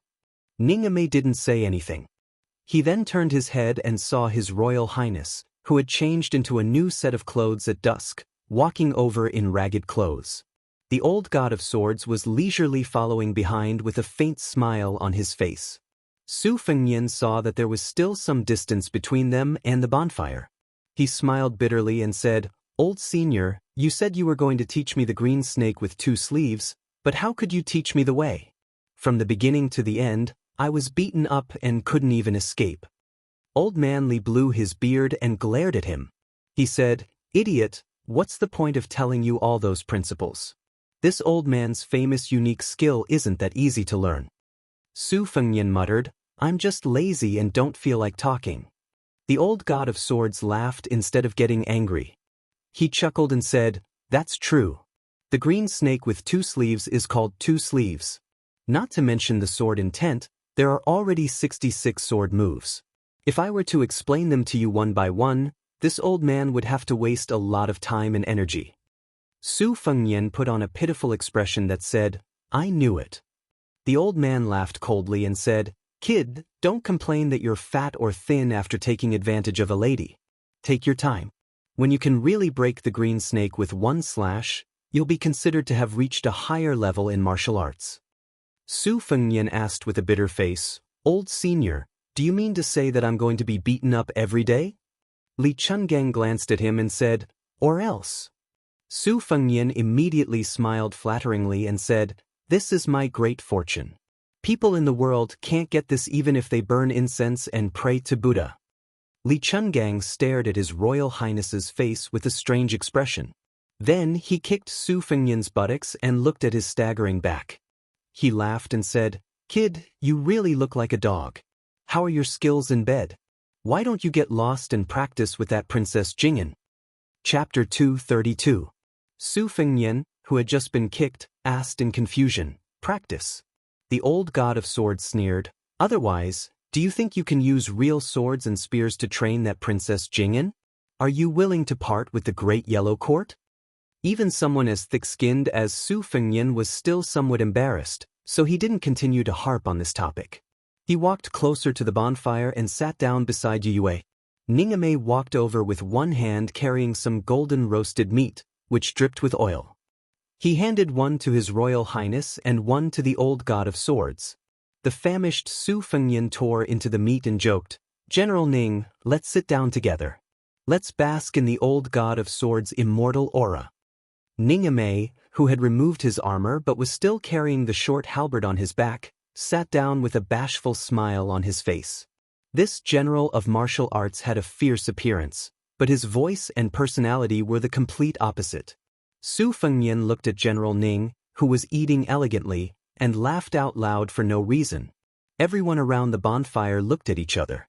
Su Fengnian asked Ning Amei in a soft voice, "When fighting on the battlefield, some great generals and fierce men like to shout things like, 'Give me your life, thief,' or 'I'll take your dog's head.' General Ning, what should we do with your soft voice? I've been curious about this for some time now." Ning Amei's rough face reflected the light of the fire, so it was hard to tell if he was blushing. He scratched his head and laughed. "When I first became a colonel, I also wanted to learn from those brave and skillful seniors in the art of war and shout in front of the battlefield. Later on, I fought side by side with the great general and was the vanguard general to break through the enemy lines. As soon as I shouted something, the great general stopped me and scolded me harshly. He said, 'If you want to use a halberd, then use a halberd. What nonsense are you talking about?' Moreover, it was like a woman burping. The great general scolded me and told me not to embarrass the Bailiang army. After that, I didn't dare to shout in front of the battlefield anymore. If you want to kill, then kill. Just kill." "I knew you would be scolded badly by Su Shao." Su Fengnian held his belly and laughed. His ragged appearance was no better than the beggar he had been 3 years ago. As he laughed, he swung the barbecued meat in his hand. Princess Jing, who was not far away, looked a little absent-minded. Needless to say, King of Jing and Zhao Heng had always been high above the masses, spotless and sanctimonious. Even heir apparent, Zhao Sun, had always had a crafty style of not getting tired of eating good things and not getting tired of delicacies. From the large decorations in his room to the small jade pendant on his waist, all of them were treasures and had absolutely no fate with the word tacky. Su Fengnian glanced at Princess Pei and then smiled at Li Chungang, who was wolfing down the food. "Old senior, how is General Ning's halberd skills? Can it be said to be at the point of perfection?" Hearing this, Ning Amei immediately became restless. As expected, the sharp-tongued old man with the sheepskin fur coat spat out a piece of bone and laughed. "Point of perfection? That empty-handed Wang Mingyin who stole the halberd should have already transcended mortality and become a saint. Why is he only ranked 11th in the world? You rascal, if you want this old man to teach this fellow halberd skills, just say it. Don't try to trick me." Su Fengnian smiled and said, "Old senior, please do not hesitate to teach me." The old god of swords said impatiently, "We'll talk about it when you're in the mood." Su Fengnian saw that Ning Amei, the big halberd, was only immersed in shock and surprise. He quietly stretched out his leg and kicked him. The latter's body trembled and he cupped his fists and said, "Ning Amei thanks the old god of swords." Old Manly glared and said, "What old god of swords? Did you recognize Dong Tai as the new god of swords? As long as I haven't fought with this junior, this old man is still the god of swords of the Jianghu for the past 100 years. Ning Amei was terrified. How could he understand Li Chuangong's temperament? He could only look at His Royal Highness for help. Su Fengnian waved his hand and signaled Ning Amei to leave first. Just as he was about to smooth things over, he inadvertently saw the little mud man holding a book and wiping her tears. Her slender shoulders trembled. He stretched his head and vaguely saw the title of the book. He laughed involuntarily. It was Wang Chudong's The First Snow, but he did not know which volume she was at. Su Fengnian sat over and gently snatched the book. He glanced at it and looked at the pages. Jiang and I was already at the end. She was probably feeling sad because of the line, "May all lovers in the world be together." Without waiting for the little mud man to fly into a rage, he tactfully returned the book to her and teased, "It's all a fictional story. You can even cry after reading it? Countless infatuated men and women in the world have shed tens of thousands of caddies of tears for this book. You're nothing more." Jiang and I held the book, The First Snow, tightly with tears in her eyes. Choking with sobs, she scolded, "Do you think everyone has a heart of stone like you?" Li Chungang joined in the fun and said, "This old man had time to take a few glances. The love in the book is still okay, but this Wang Dongxiang's poem is really good. It follows the sages of the past and has a deep understanding of the essence of poetry. However, there are a few pieces that are not up to standard. I don't know who he learned this bad habit from, but there are large sections that are copied from the three mysteries of Lao Zhuang and Yi, especially some of the rare words peeled from the Buddhist scriptures. If this old man were to comment, he would be suffering from a Zen disease." However, after the Spring and Autumn War, hundreds of thousands of scholars fled Zen. Therefore, it can't be said that this Wang Dongxiang is not talented enough. He is just following the trend of the times. Suddenly, Su Fengnian and the old man tacitly stared at each other, making the people around them look at each other in dismay. These two fellows had strange smiles on their faces at the same time, but Li Chuangong's smile had a hint of regret. Both of them sighed at the same time. Even Jiang and I could not help but tidy up her emotions. She curiously muttered, "What happened to these two fellows?" Naturally, she did not know that the old god of swords' nickname, Li Qingdan, came from a poem that was gifted to him by a lady from a noble family. That lady was no different from Wang Dongxiang. At that time, she was also a prodigy like a poet in the scholarly and literary world. However, the most brilliant poems in her life were all written for Li Chungang, whom she admired. Unfortunately, Li Chuangong's heart was undistracted. He was deeply in love with the way of the sword. When he was young, he did not care about love at all. Many women were sad because of this and could not rest in peace until they died. In this matter, how similar were Su Fengnian and Li Chungang? Chapter 233. The Sutra Pavilion of the two Zen temples contained countless classics. It was made up of 16 floors, but there were still many books that could not be stored. Although it was not a forbidden area, there was no place to burn incense. Pilgrims did not dare to walk around in this sacred land of Buddhism. Therefore, there were very few people in this area. Only a few monks came and went in a hurry, either to borrow books or to return books. Therefore, the group of three was particularly eye-catching today. A woman who looked like a young woman was holding the ear of a young monk who was wearing a special monk robe. The young woman was nagging nonstop. The poor young monk was being held by the ear and scolded. When he saw the monks of the temple, he still had to bow and greet them politely. Among the monks, there was no lack of eminent monks of the Hui generation. They were all in their 60s. When they saw this young monk who often taught them, they would also respectfully put their palms together and salute. However, when the old monks saw this scene, they all looked down, as if they did not see anything. As for the younger monks of the temple, the more timid ones would blush and grin at the young woman and the girl behind the monk. The more courageous ones would stop and follow a few steps, calling her mistress. Most of them would try to worm their way into being friends with the girl of the same age. Unfortunately, the girl ignored them and was annoyed. She glared angrily and said, "Go away, who are you gathering so many bald heads to light up the lanterns for in broad daylight?" The young monks laughed and dispersed, not forgetting to sneak a few glances at the girl. The young woman who had been holding the young monk's ear said angrily, "Nanbei, you're really loyal. If I didn't ask my daughter to do it, how long would it take for you to give up your master? Tell me, why is your master hiding in the Sutra Pavilion? Which vixen at the foot of the mountain did he receive a love letter from this time?" The young monk who had no choice but to tiptoe said with a bitter face, "Mistress, I really didn't. Master is really studying the Buddhist scriptures. In the past few years, whenever the great abbot handed me a letter, I would quickly take the initiative to hand it over to mistress." The young woman laughed and said, "Bullsh *t. When was it not intercepted by something first? You two little brats peeking at it? What's there to see? Isn't it just a roundabout way of expressing admiration, adoration, and yearning? These women don't even know how to be shy. They're actually flirting with a monk." These three were, of course, Miss East-West, the little monk Zun Nanbei, and the famous tigress of the two Zen temples. "Mother, you even married a monk. Mother, you're married to a monk." The young woman was very amiable towards her daughter. She increased the strength she used to twist her daughter's ear. She turned her head and said softly, "Daughter, how can this be the same? If I don't go to hell, who will? It's enough for your father to harm one woman." Stupid North and South hurriedly expressed their loyalty and said, "Mistress is kind and virtuous." The young woman did not loosen her grip after listening to his flattery. Instead, she tightened her grip and snorted, "You're becoming more and more slippery like your master. You've gone down the mountain twice and now you know how to change your mind according to the wind? How could this be?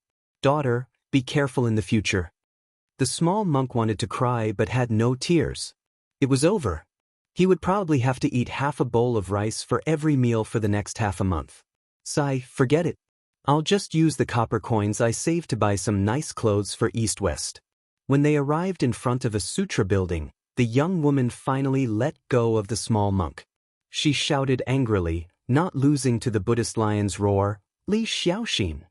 The small monk said timidly, "Mistress, Master said that monks don't talk about their names, nor do they talk about their longevity."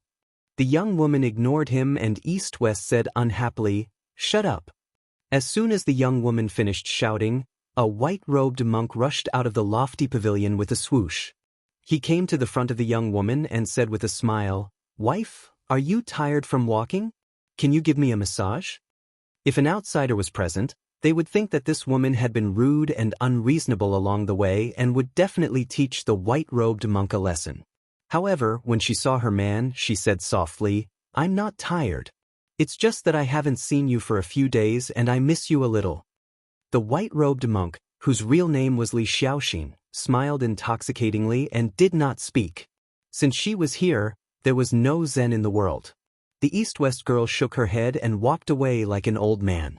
The small monk, Nanbei, followed behind her and asked softly, "Going to play chess?" The young woman, who was thinking about which abbot to ask for fruits to satisfy her cravings, frowned and said, "Aren't you going to teach some old monks with the surname Shi?" The small monk looked at the hot weather and the hair on East-West's temples sticking tightly to her cheeks. He felt a little distressed and said, "There's still 2 hours left. Do you want to find a place to cool off?" East-West said absent-mindedly, "Why hasn't Su Fengnian come to our temple to play?" The small monk smiled brightly, revealing his white teeth. He volunteered, "Why don't I tell Master to let me go down the mountain to find Su Fengnian? Can I show him the way?" East-West did not speak. She just turned to look at this stupid Nanbei. Alas, a few years ago this stupid Nanbei was half a head shorter than her. How did he suddenly grow so much taller? She walked to a cool corridor under the eaves of a sutra pavilion and sat on the railing. She held her chin and said, "Nanbei, you're so stupid. If I'm not by your side in the future, what will you do?" Nanbei had always been scolded as stupid by this family of 3. In fact, he was the one taking care of these 3 lazy guys. However, he was seriously thinking about this problem. His expression was even more serious than when the old monks in the temple asked him about the ambiguity of Buddhist scriptures. He seemed to have finally figured it out and smiled. "It's okay. As long as you're happy. Look at Master and his wife, they're so loving. You'll definitely be like them in the future.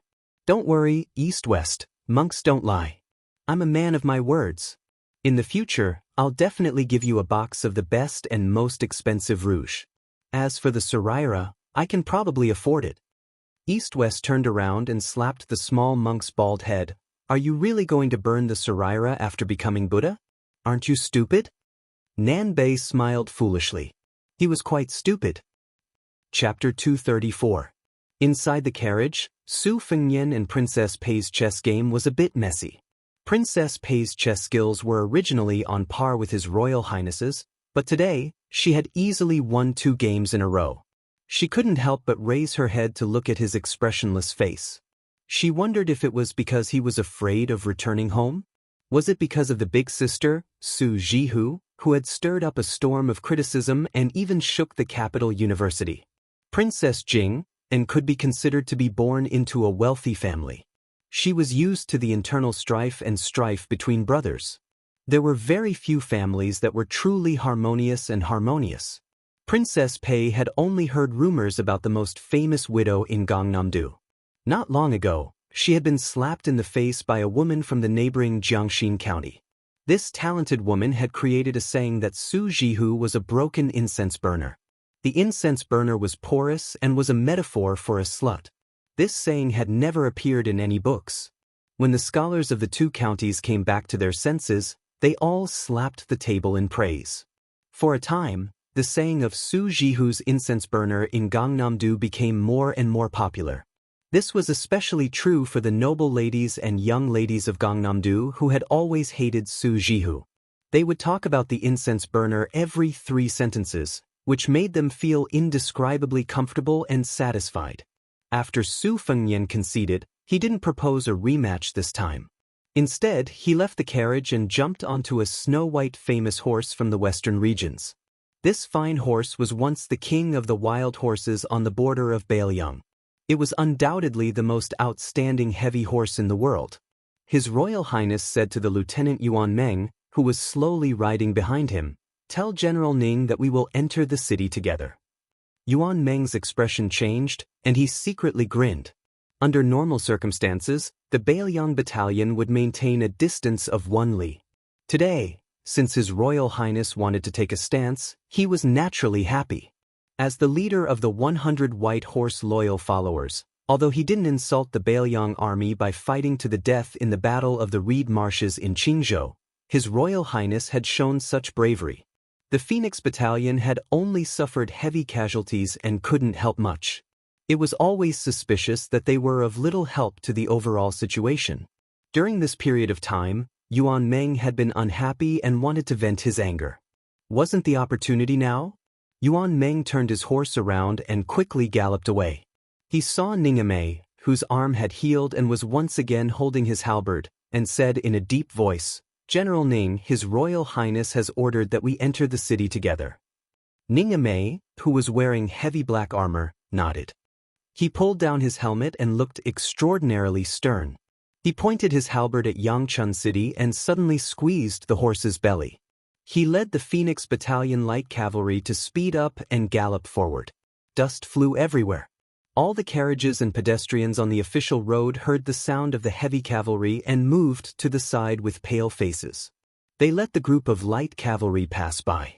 Su Fengnian didn't stop at all in Xiangbao County. He galloped his horse and arrived 2 days earlier than expected at Yangchun City, which was known as the heart of the world. This city's earth veins were most suitable for the growth of peonies. Therefore, Wei Ziyao and Huang Chuchun were among the top 3 of the dynasty's top 10 peonies. Su Fengnian looked at the city walls that were getting taller and taller as they approached. He didn't say a word. The guards at the city gate and the merchants and commoners who were using the road to enter the city all looked at this white-robed young master. Good heavens, this horse was extraordinary. Was it a heavenly horse? Even the officials of Yangchun City didn't have such a mount, right? The experienced and knowledgeable guards had better eyesight than ordinary people. Just this horse alone was more imposing than those generals. If there was no mistake, this young master should be one of the top aristocratic families in Yangzhou. When they asked for the road pass according to the rules, they had to smile. If this young master was a generous person, it would be even better if he gave them some money as a reward. However, when the guards heard the thundering sound of cavalry and saw a group of unfamiliar riders with unknown banners charging toward them, their expressions immediately became serious. One of them hurriedly went to inform the city gate captain, while the others berated the common people to temporarily stop entering and leaving the city gate. The 6 or 7 city gate guards and other miscellaneous people all dodged to the foot of the city wall on both sides. Only then did they feel compelled by their duties to block the road with their spears, trembling with fear. Among them, a burly man from the Jiangnan Dao had the right to carry a saber. He took 2 steps forward. Under the scorching sun, he swallowed his saliva, moistening his dry throat that had been tossed around by the heavens.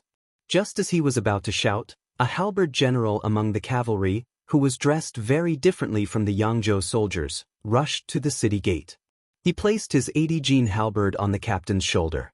Without exerting much force, the captain, whose figure could not be considered weak, staggered. This foreign general, who was wearing black armor and riding a black horse, was like a killing god. He coldly said, Get out of the way. The two trembling captains said in a trembling voice, General, foreign troops entering the city need to show the tiger seal and the official document from the Ministry of War. Originally, there were only less than 10 generals in the Liang dynasty who had made meritorious contributions. Other than the 6 fixed military officer titles of Long Xiang, Piao Qi, and Fu Gua, they were all second class. The rest of the generals who could be called general were even rarer. For example, Su Xiao, who had just been stripped of his title as the pillar of the state, and Gu Jiantang, a famous general in the spring and autumn period who had been given the title of pillar of the state. However, outside of Bailiang, as long as one was a military officer above the 7th class, they would be happy to be called general by their subordinates in private. However, in public, it was easy to cause trouble if one openly called a general who did not have an official title. It could be seen that this small soldier from Hutting County was really afraid of this majestic general of unknown origin. Damn, how could he not be afraid? This guy was holding a halberd. The dynasty claimed that there were millions of soldiers who dared to use a halberd. How many people dared to use a halberd? Su Fengnian raised his head and glanced at the 3 words, Yangchun City, written in seal script on the city wall. He pursed his lips and rushed in. Chapter 235. The officer at the gate, who had just drunk half a jug of wine under the shade of a tree in the inner city, hurriedly ran over. Seeing this troublesome situation, his drunkenness completely dissipated. There was no need to think about forcefully stopping them. He only wanted to delay as much time as possible. When the government received the news, there would be no need for him to be stuck in the middle. He was just about to speak when an object flew through the air. It was like a rainbow piercing through the sun. It stabbed into the stone floor in front of him with a loud bang. It was an extremely rare jet black halberd in the army. If he took one more step forward, this halberd would pierce a large hole in his body. He was so scared that he stood there like a wooden chicken. In the time he was stunned, the young master in white robes on a white horse had already passed through the gate. Then, 2 carriages followed closely behind. The general in black armor rode slowly on his horse. When he passed by the officer, he pulled out his halberd. The light cavalry passed through the gate. More than 100 cold and beautiful standard knives were unsheathed. They shone dazzlingly through the gate. No one dared to move. It was not until the cavalry troop that trespassed the city gate of Yangchun City disappeared that everyone, who did not dare to breathe loudly, finally felt relieved. The common people near the city gate, who had their eyes opened, discussed animatedly, guessing which family's young master in their province would act so domineeringly. Since ancient times, Yangzhou had produced wealthy families. If it wasn't for the unjust war of the spring and autumn period that suppressed the limelight of Yangzhou's Jiangzhou group, the Green Party of Qingzhou, who had achieved success in recent years, would be nothing. In Gangnam-do, there was the 8 Xianxia song of the previous dynasty, the Hutting Lu family of the 4th generation of the 3 dukes of the 4th generation, the Boi Yuan family of the 4th generation, and the Gumusu family of the 4th generation were all first-class families. After the country war led to the tragedy of 9 out of 10 families, these 4 families began to hide their strength and bide their time. However, Yangzhou, which was named after its great state, was far from what Qingzhou could compare to. Last year, there was a governor's son in Qingzhou who wanted to marry a crippled woman from the Yu family as his wife. He was rejected. The Yu family said that the governor's family was a poor family that didn't enter the ranks.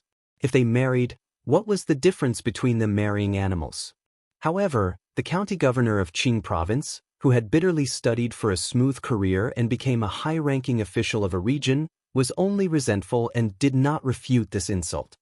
The citizens of Yangchun City counted with their fingers for a long time, but they could not guess who this young master was. They had never heard of such a rude young master among the 4 major families of Gangnam-do. After entering the city, Shu Xiu urged her horse to catch up with His Royal Highness and said carefully, "Your Highness," seniorly said he was hungry and wanted to eat something at the restaurant in front. Su Fengnian frowned and nodded. "All right, Shu Xiu, ask for the way to the Lu residence later." His Royal Highness and company dismounted and entered the restaurant, while the Phoenix Battalion stopped their horses by the roadside. The waiter of the restaurant was alert, so he quickly ran out of the restaurant to greet this group of distinguished guests. After being brought to the second floor to take a seat, the business here was booming and the place was packed to the brim. He saw that the customers were divided into two groups. Those near the windows were craning their necks to look at the elite cavalry in the bustling city, while those further away from the windows were pricking up their ears to listen to the comments of the customers near the windows. Su Fengnian, the elderly god of swords, and the others had just sat down and asked the waiter to prepare some of the restaurant's signature dishes when they heard some whispers. There were two granaries in the world. The desolate northern Liang was the horse granary, while the Jiangnandao was the granary of the world, where the richest people in the world were the richest. In the last 100 years, the many commanderies of the Jiangnandao had produced a large number of scholars. Thus, the air of eloquence and the air of an advisor were extremely strong.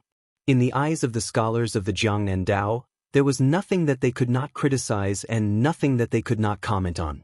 Of the 30,000 students of the Imperial College in the capital, the ones who liked to point out the state the most were mostly from the Jiangnandao.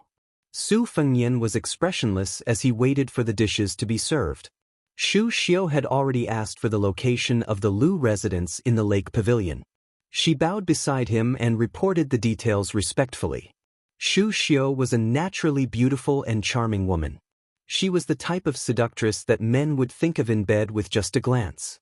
Especially now that she was bending over, the view in front of her chest was very aggressive, like a pair of inverted bamboo shoots that were about to burst out of her clothes. In addition to Xu Xiu, Su Fengnian also had Yu Yue, who was holding a white cat, and Princess Jing, whose face was covered by a veil but had a graceful figure. Such a feast for the eyes was rare in the world, and it made the diners on the second floor drool.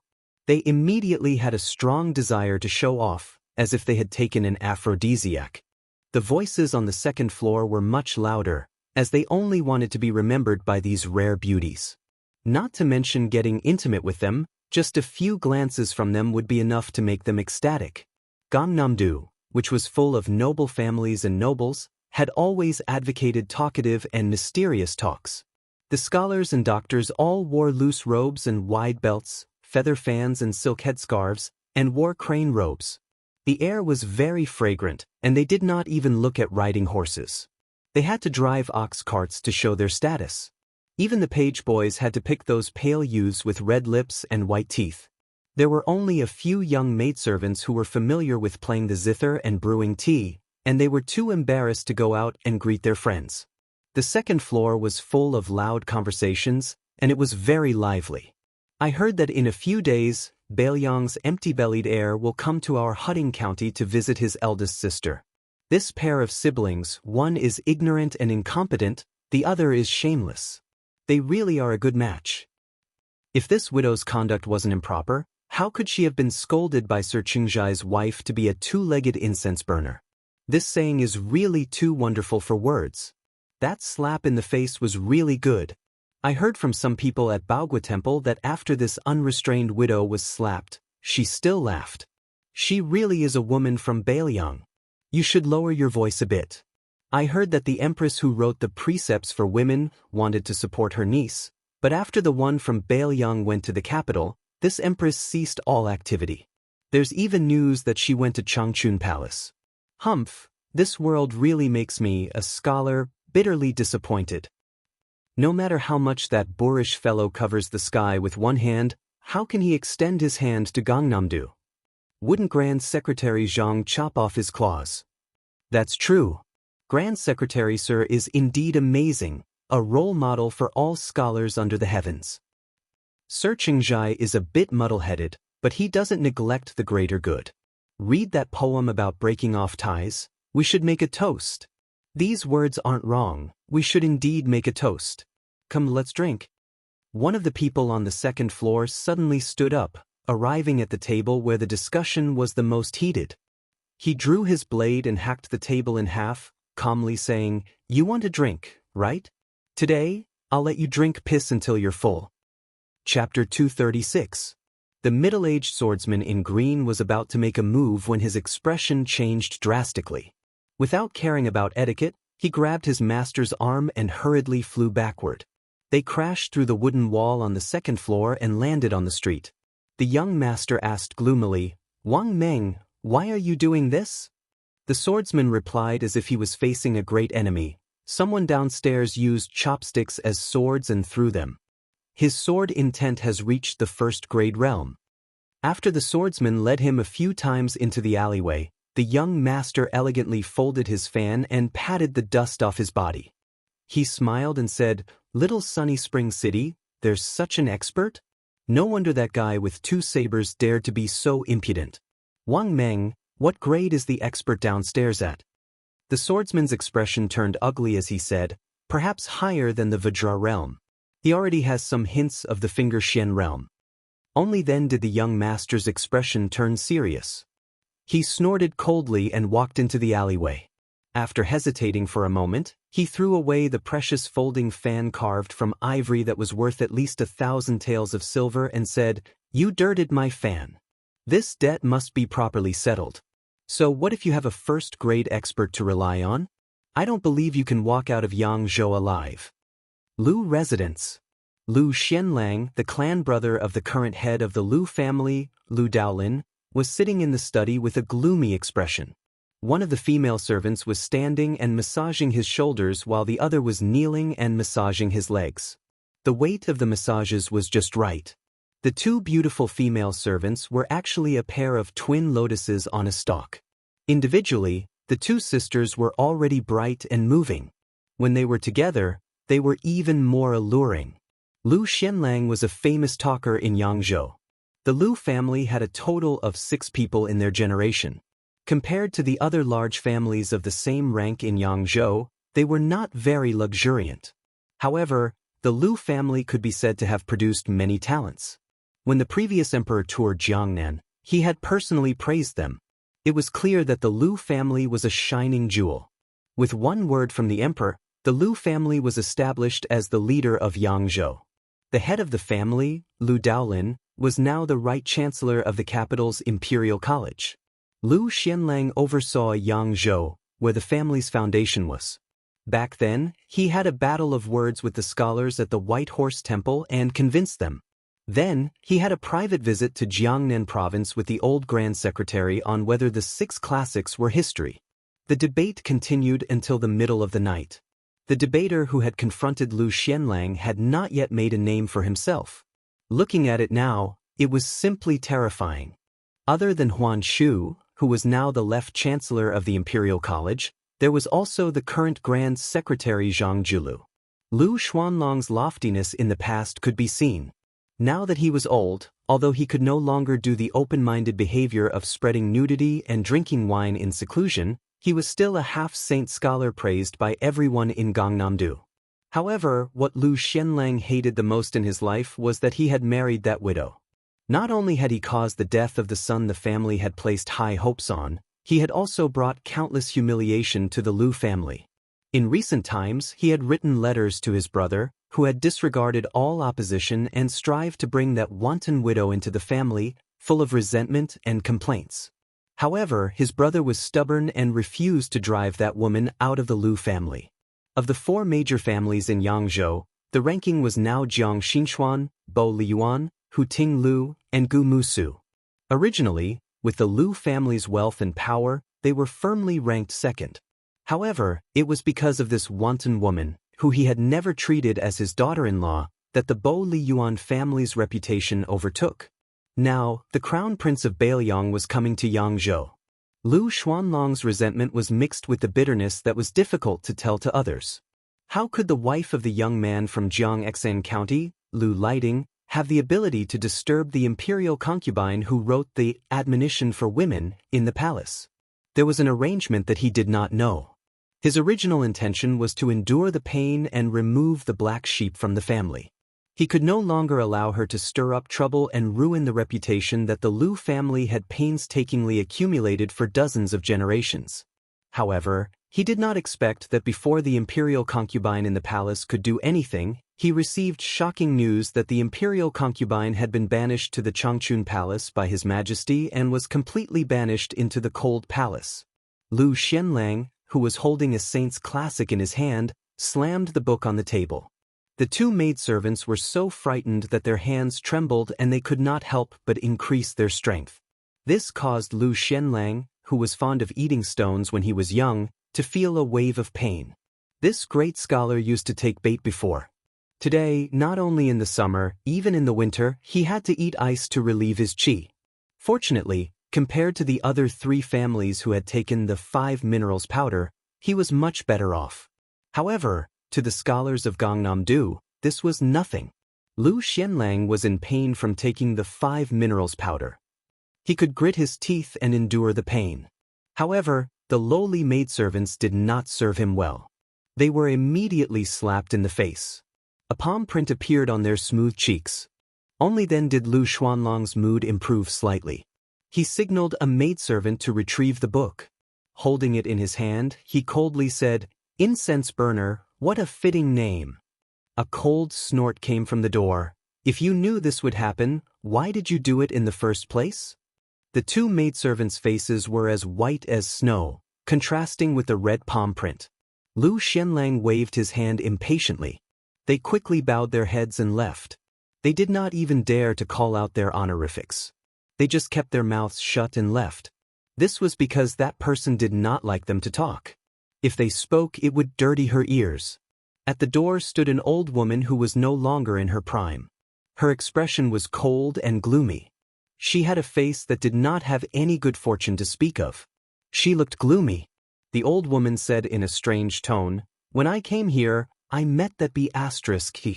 She even paid her respects to me. Lu Xianlang, only you can pick such a virtuous daughter-in-law. What a blessing." Lu Xianlang coldly said, "The eldest brother is the father. What can I do?" The old woman sneered. Her voice was like that of a ghost. "What an understatement. My son was killed because of your lack of understanding of the big picture." Lu Xianlang angrily said, "Quan is still my son." The old woman sneered, "Lu Xianlang, you have a few sons.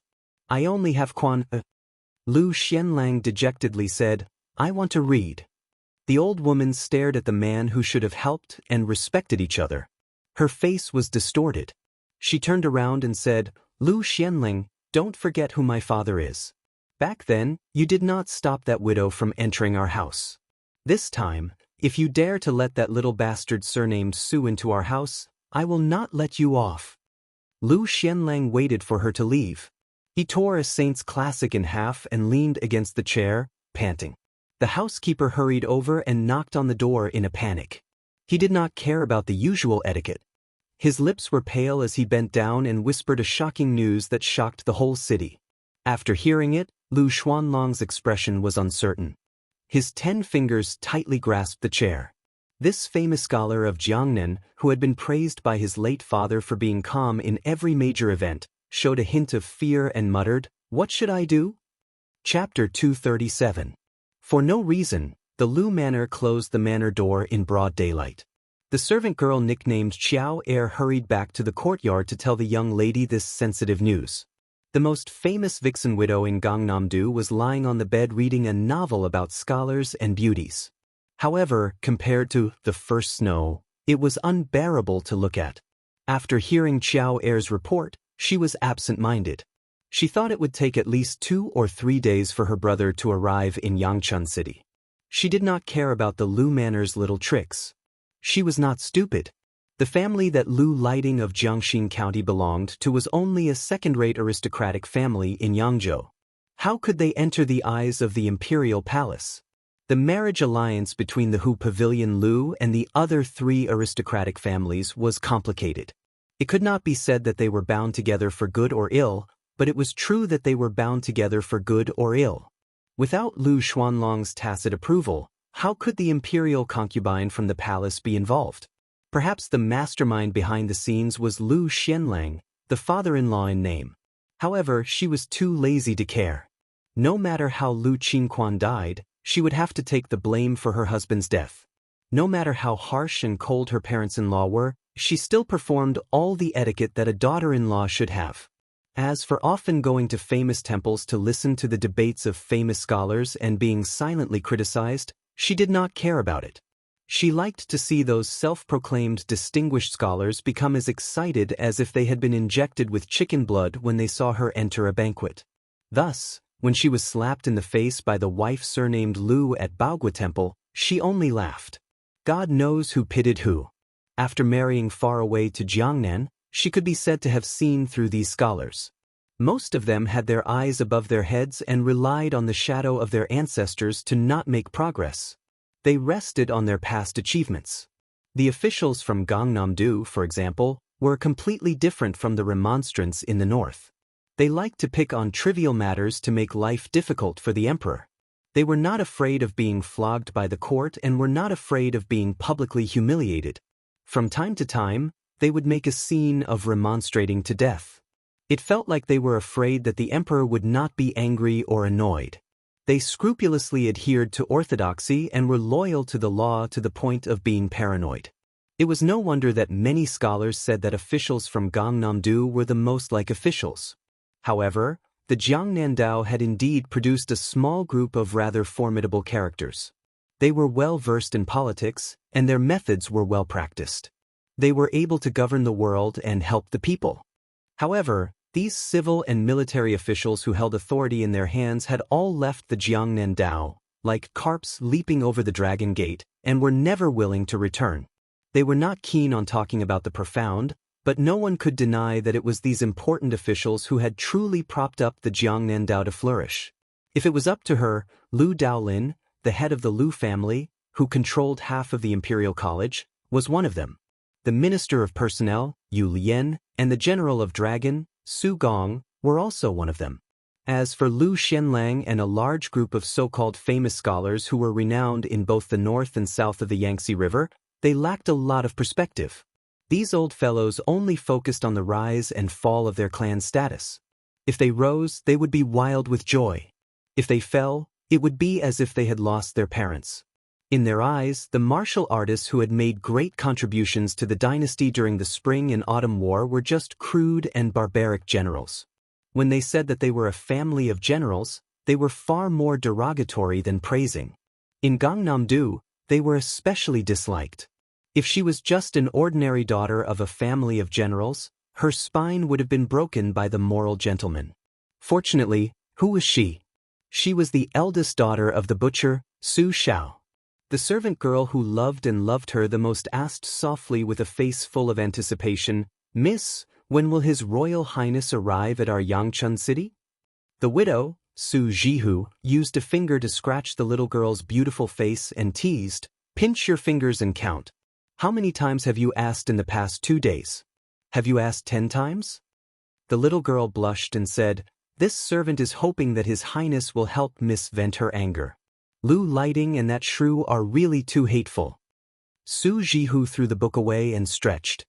He smiled and said, "The latest would be the day after tomorrow. The last time my younger brother sent a letter, he had already arrived in Xiongbao County." The servant girl, Xiao Er, who had been bought by the widow for 10 taels of silver, laughed out loud. Her limpid eyes curved into a pair of crescent moons. She cleverly said, "Compared to the second princess, His Highness still prefers Mississippi." Su Jihu hugged the girl's delicate body and rested his chin on her forehead. He laughed heartily and said, "You really know how to talk." Outside the Lu mansion, the second housekeeper, who had just understood what Lu Xianlang meant, gave a look to the gatekeeper, whose status in Hutting County was comparable to that of a 6th-rank official. The gatekeeper hurriedly opened the side door, allowing only one person to enter and exit. The second housekeeper's surname was originally not Lu, but because of his loyalty, the Lu family bestowed him with the surname Lu. Don't underestimate this change of surname. In the era where the well-dressed gentry looked at the children of poor families as if they were dogs, it was already a great honor. The second housekeeper's name was now Lu Dongyang. For more than 10 generations, he had served the Lu family. The head housekeeper had followed the head of the Lu family to the capital. Lu Dongyang held great power in the Hutting County family and had been influenced by the Lu family's simple and upright style. He liked to step on wooden poles and wear crane cloaks with large sleeves in heavy snow. He claimed that in his life, he liked to wear cold clothes, drink cold food, and sleep cold. Therefore, the Hutting County gave him the elegant title of Mr. Four Han.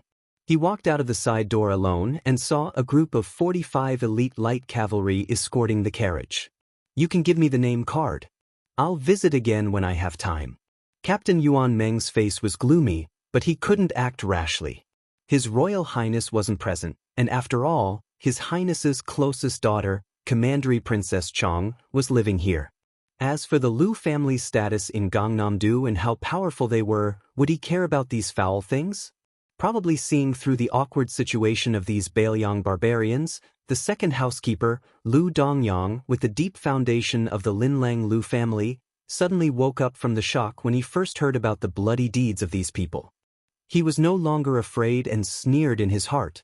50 light cavalry dared to act so boldly in Hutting County. They really didn't know what was good for them. What kind of scholars were those unlucky scholars whose blood spilled on the scene in the restaurant? They were nothing more than low-class people in Hutting County. At most, they were the descendants of the Jian men or the officialdom. They were thousands of miles away from becoming a scholar. Did they really think that they could be domineering in Hutting County by killing a few low-class people? They had to lower their heads and beg the Lu mansion to bribe them. How could this group of barbarians be qualified to enter the Lu mansion? In the carriage, Princess Jing and Pei Nanwei had been lifting the curtain and watching from the side.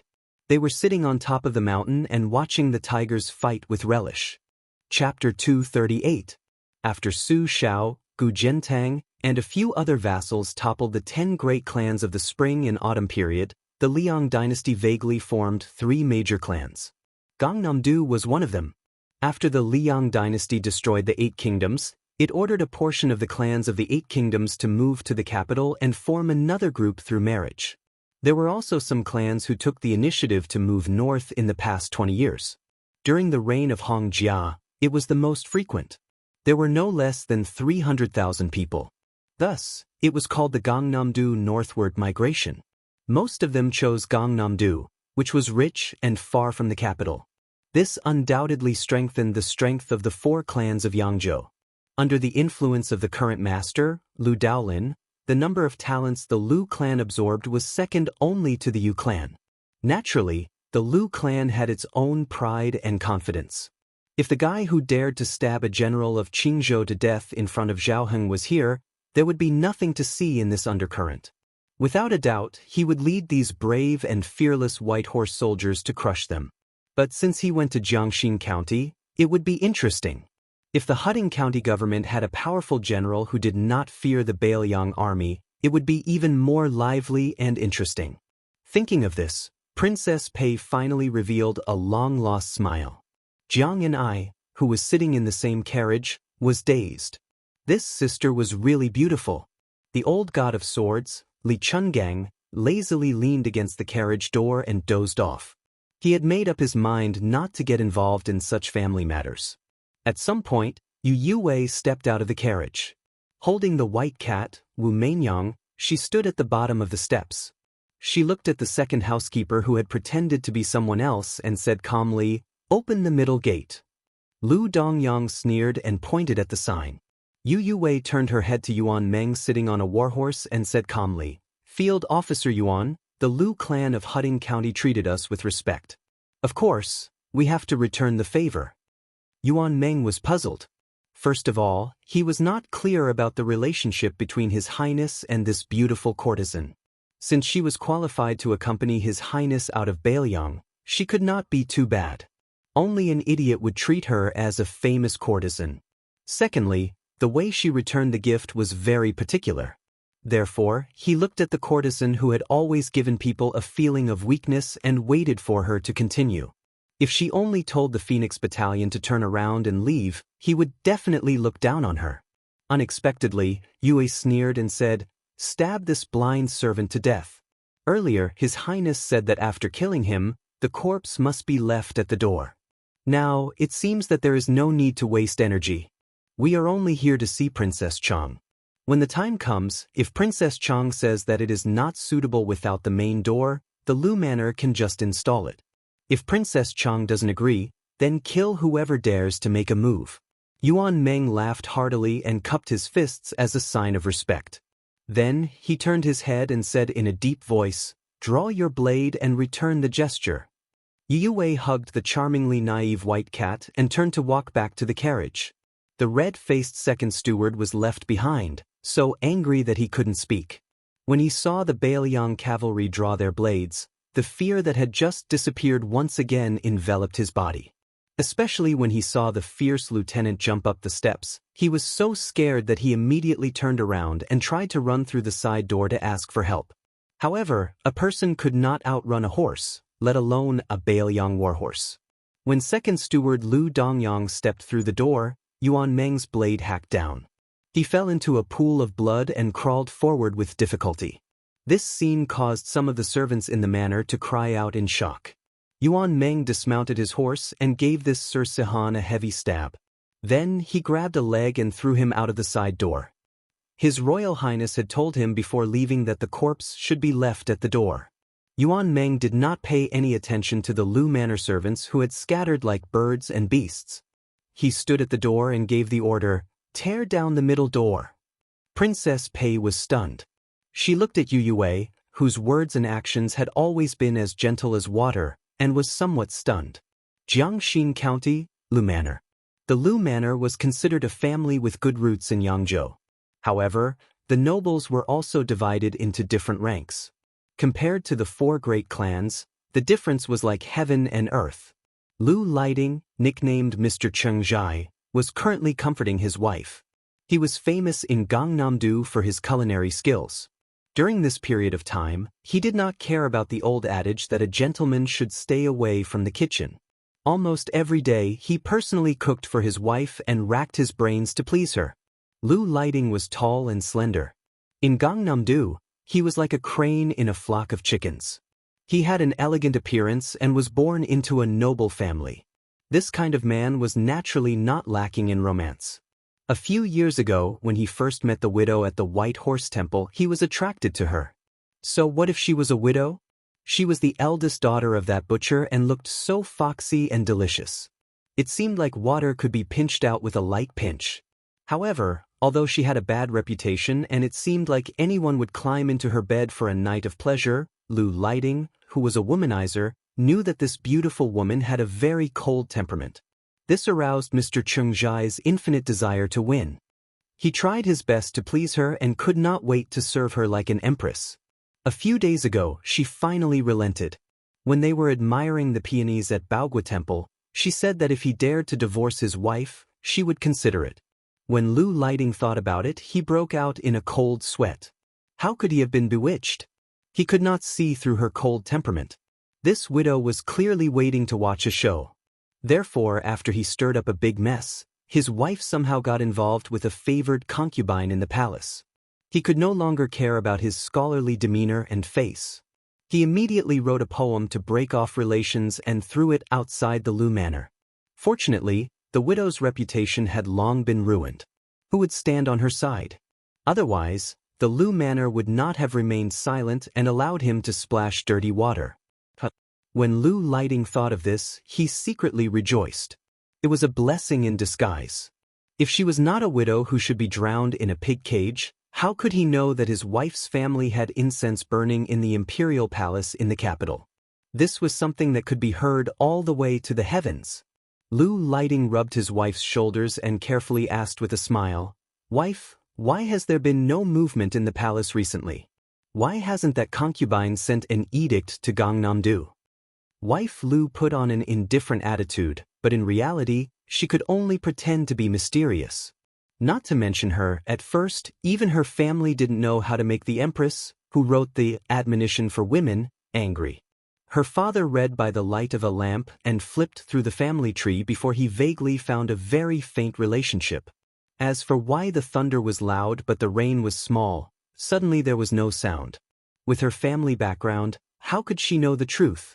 As for her husband by her side, how could she not know the fishy smell that could not be brought to light? However, since she was married, she could only vent all her anger on that wanton widow. In her opinion, that slap was not wrong at all. This kind of immoral widow who always wanted to seduce men from other families should be paraded through the streets. It was fine for a man to have 3 wives and 4 concubines, but could it be that you, a widow, wanted to have 3,000 male companions? She was afraid that her husband would continue to pester her about the concubine in the palace, so she could only coldly say, "It's late. Go to sleep." Lu Lighting glanced at his wife's appearance and silently lamented in his heart. She really could not be compared to the heavenly beauty widow Su. Under the moonlight, outside the Lu Manor, 50 brave light cavalry ignored the night curfew and forcefully entered the city, heading straight for the manor. The young master in the lead, wearing a white robe and riding a white horse, did not stop his horse. He urged his horse forward and pulled on the reins. The horse's hooves smashed down on the Lu Manor's central gate and stomped on it. After the horse stepped on the central gate, he urged his horse forward into the Lu Manor. Chapter 239. The middle gate of a slightly larger mansion would not be opened often, especially for the Lu family, which had deep roots in the present age. Not every guest would open the middle gate. Not to mention the county chief of Huding County, even the governor of Yangzhou and other officials of the border might not have the qualification and honor to do so. The door could be said to be the face of a family. The Lu family was full of hidden dragons and crouching tigers. There were hundreds of officials, advisors, and servants. Although they had just sent the housekeeper, Lu Dongyong, to send away the group of people on the street, many people were secretly observing every move here. However, when the Bailiang's light cavalry opened the door, the Lu family did not send out any men of sacrifice. Only a middle-aged Confucian scholar with a pure yang scarf on his head and cloth shoes on his feet walked out. He was dressed simply and shabbily. Behind him was a young servant with a delicate temperament. He held an ancient sword in a black sandalwood scabbard wrapped in the skin of a southern sea shark. Unlike other famous swords, this sword did not have the slightest chill when it was sheathed. The middle-aged man looked at the housekeeper who had died in the courtyard and sighed softly. The door had been opened in an uproar. Lieutenant Yuan Meng and the Confucian scholar in the courtyard looked at each other. The middle-aged man from the Lu family bowed slightly and said indifferently, "Today, the Lu family did not treat guests well. As the housekeeper, Lu Dongyang should be punished, but not to the point of death. A return of gifts needs to be returned." Yuan Meng knew what was good and was on guard. He held the Bailiang knife in his hand tightly. The murderous aura that was nurtured by battle formations was naturally different from the aura of Jianghu people. After the Confucian scholar who was not holding a book but a sword by his side bowed, he faced the drowsy old man in a sheepskin coat in the carriage in the distance. This time, he bowed deeply and said, "I am Lu Baijie from Huding County. I received the ancient sword Ba Xiu when I was 11 and have been practicing swordsmanship for 36 years. I would like to learn from Senior Li." When the old god of swords heard the 2 words, Ba Xiu, he slowly opened his eyes and glanced at it. He nodded and said, "It is indeed Yang Yuzhang's sword." This old man was limited by his aptitude and his swordsmanship was mediocre, but his vision was not bad. When this old man fought with others, he would have a headache every time he saw this guy. However, Yang Yuzhang once said that he would not accept any disciples in this lifetime. "How did you obtain the last sword from the Tongxi sword furnace?" Lu Baijie, who introduced herself in front of Li Chungang and performed the etiquette of a junior, smiled and said, "It's probably because I was nicknamed Tongxi when I was young. I met my master by chance and was given the Ba Xiu sword and half of the sword manual. For 36 years, he had not dared to slack off for even a single day. His master held the old senior in high esteem. He said that the 2-sleeved green snake could dominate the sword forest for 50 years. Junior has been longing for this for a long time. Today, I have the courage to draw my sword partly because I am forced to do so by my status as a disciple of the Lu family, but mostly because I want to sharpen the inferior swordsmanship that I have cultivated behind closed doors for 36 years. If I lose, I implore Senior not to take your anger out on the Lu family." The old man with the sheepskin fur coat said impatiently, "Your tone is exactly the same as Yang Yuzhang's. Why don't you try? If you only have the craftsmanship of Yang Yuzhang's swordsmanship and not the ingenuity of his swordsmanship, then you are not worthy of this old man taking action. Who the F***CK wants to make things difficult for you aristocratic families? Do you have nothing better to do?"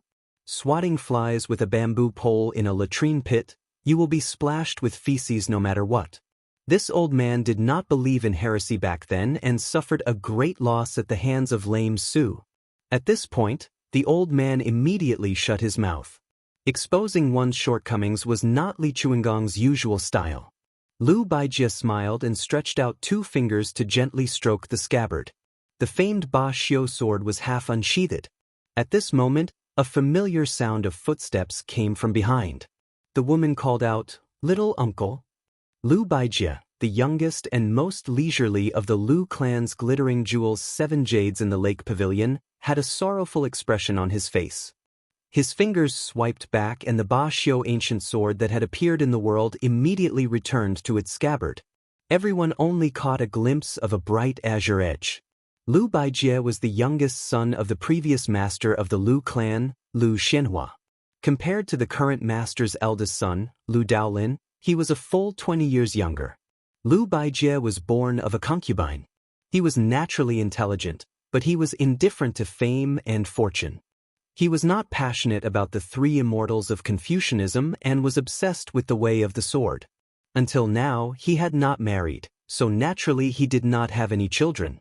He rarely showed his face in the Lu clan. Among the influential members of the Lu clan, Lu Baijie was the only one who was truly close to the widow. He, who did not have any children, largely regarded Su Jihu as half a daughter. If he had not secretly stifled the signs of many disasters, the Lu clan would have long been in chaos. Not to mention others, the woman whose father was the master of the Su clan had done too many dirty deeds. But he was apprehensive about her identity as his sister-in-law and felt the pain of losing a child. Otherwise, Lu Baijie would not have allowed such a scandal to happen in the Lu clan. After such a big event as the removal of the center gate, which was enough to shock Yangzhou, Su Jihu, no matter how much he was restrained in the Lu clan, still received the news immediately. Only then did he confirm that his younger brother had arrived in Yangchun City. Other than him, who else could have done such a shocking thing? How could Su Jihu bear to blame him? However, the Lu clan was still her home in name. It would not be good to make things too tense, especially when her father-in-law, Lu Xianlang, was willing to do anything for the sake of his reputation. Which famous person would not cherish their reputation? She giggled at Lu Baijie and called out, "Little uncle," in a coquettish manner. In return, she received a helpless expression. Su Jihu did not exchange pleasantries with the few elders in the Lu clan who were easy to talk to. She ran out of the main door. All the valiant light cavalry dismounted and knelt on one knee, respectfully saying, "Bailiang's Phoenix Battalion pays respect to Princess Chang." Su Jihu ignored them. Looking left and right, she did not see her younger brother's gentle smiling face that she had always dreamed of. She was immediately disappointed. The maidservant, Bluebird, could already walk with difficulty, but her complexion was still unsightly. Just as she was about to kneel, Su Jihu, who revealed a frightened expression but quickly concealed it, stepped forward to support her. Biting her lips, she asked in a low voice, "Where is Feng Yan?" Bluebird replied softly, "His Highness went to Jiangxin County. He said he would rush back to Yangchun City overnight." Su Jihu stamped her foot. Her eyes were red as she muttered, "That idiot." She took a deep breath and said rather majestically, "Follow me into the Lu clan residence." If Lu Baijie, who was of the same generation as Lu Daolin and Lu Xianlang, did not stop her, who would dare to? Lu Baijie's illustrious identity as the son of a powerful family was there, but his other identity was even more intimidating. There was a special sword review that listed Lu Baijie of Huding County in Yangzhou.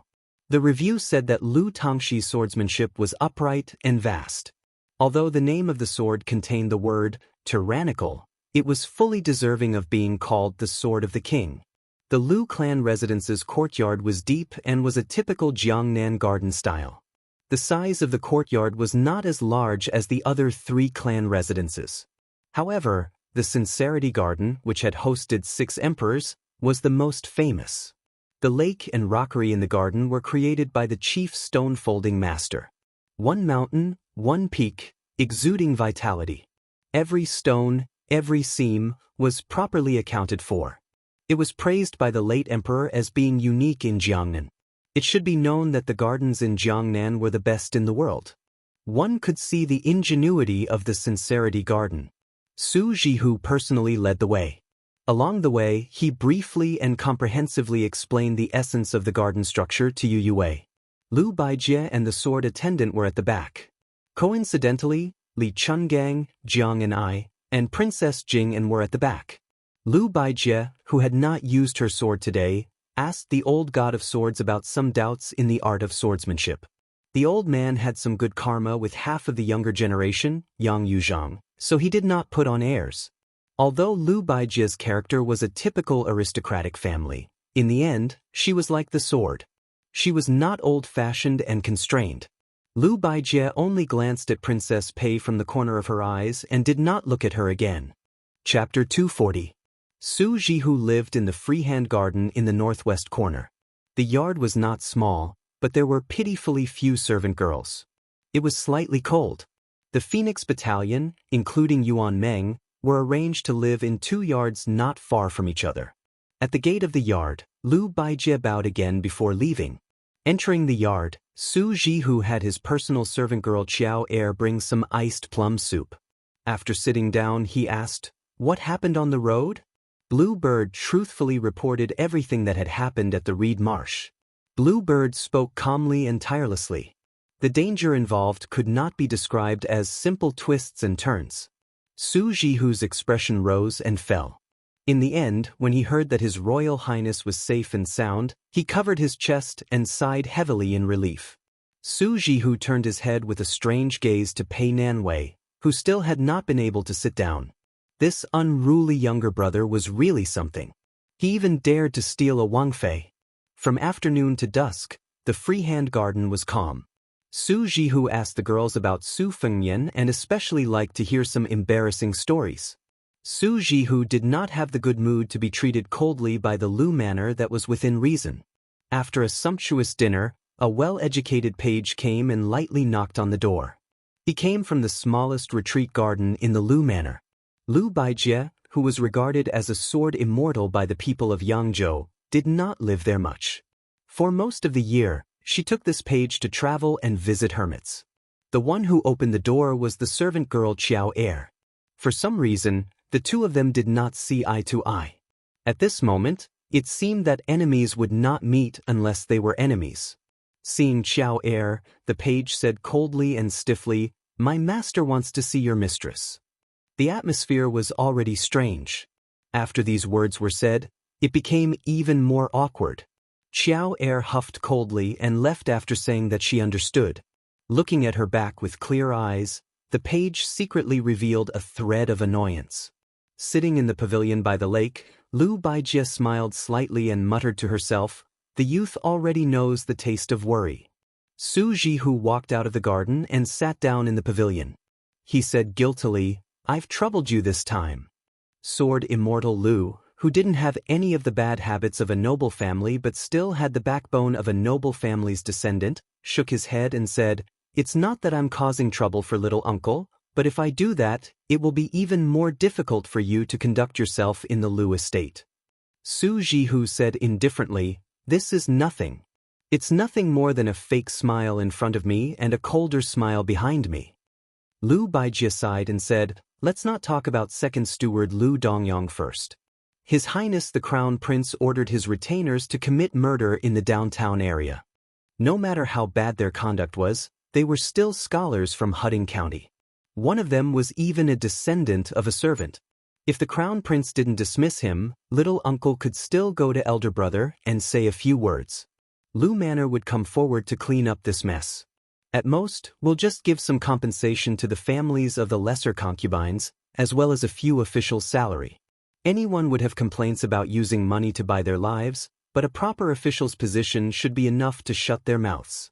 For such a troublesome matter, little uncle doesn't mind making an exception for you. But to tear down the central gate of the Lu estate and kill Lu Dongyong in front of the entire street of Hudding family, second brother cares about his face and not adding insult to injury is already the limit of his patience.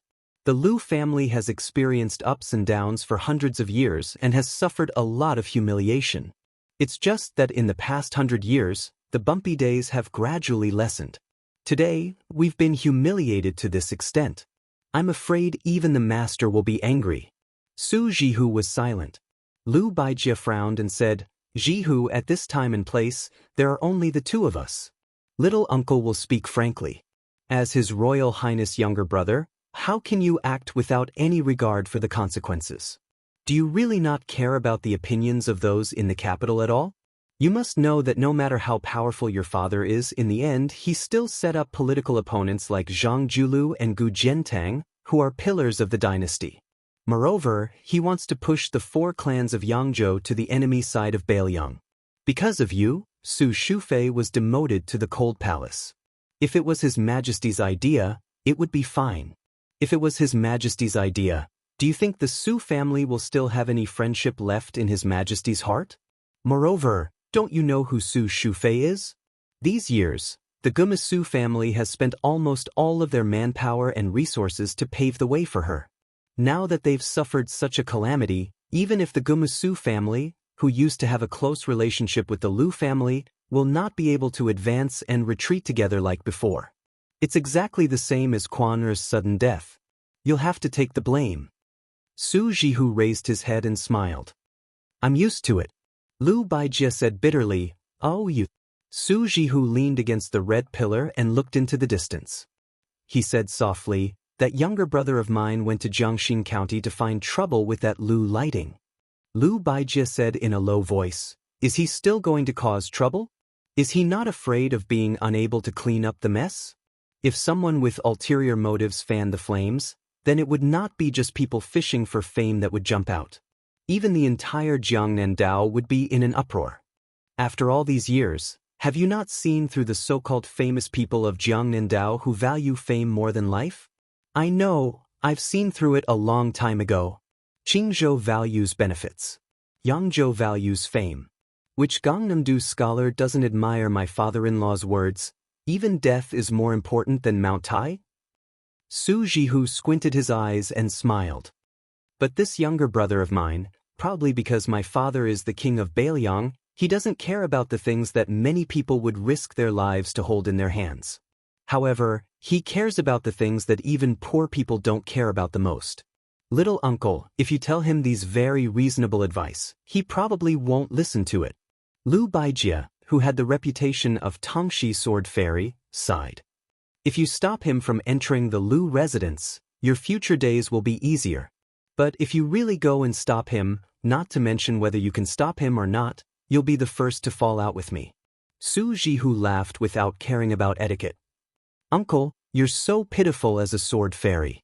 Lu Baijie looked at his daughter's smiling face with some sadness in his eyes. Back then, the woman he admired also had such a natural smile.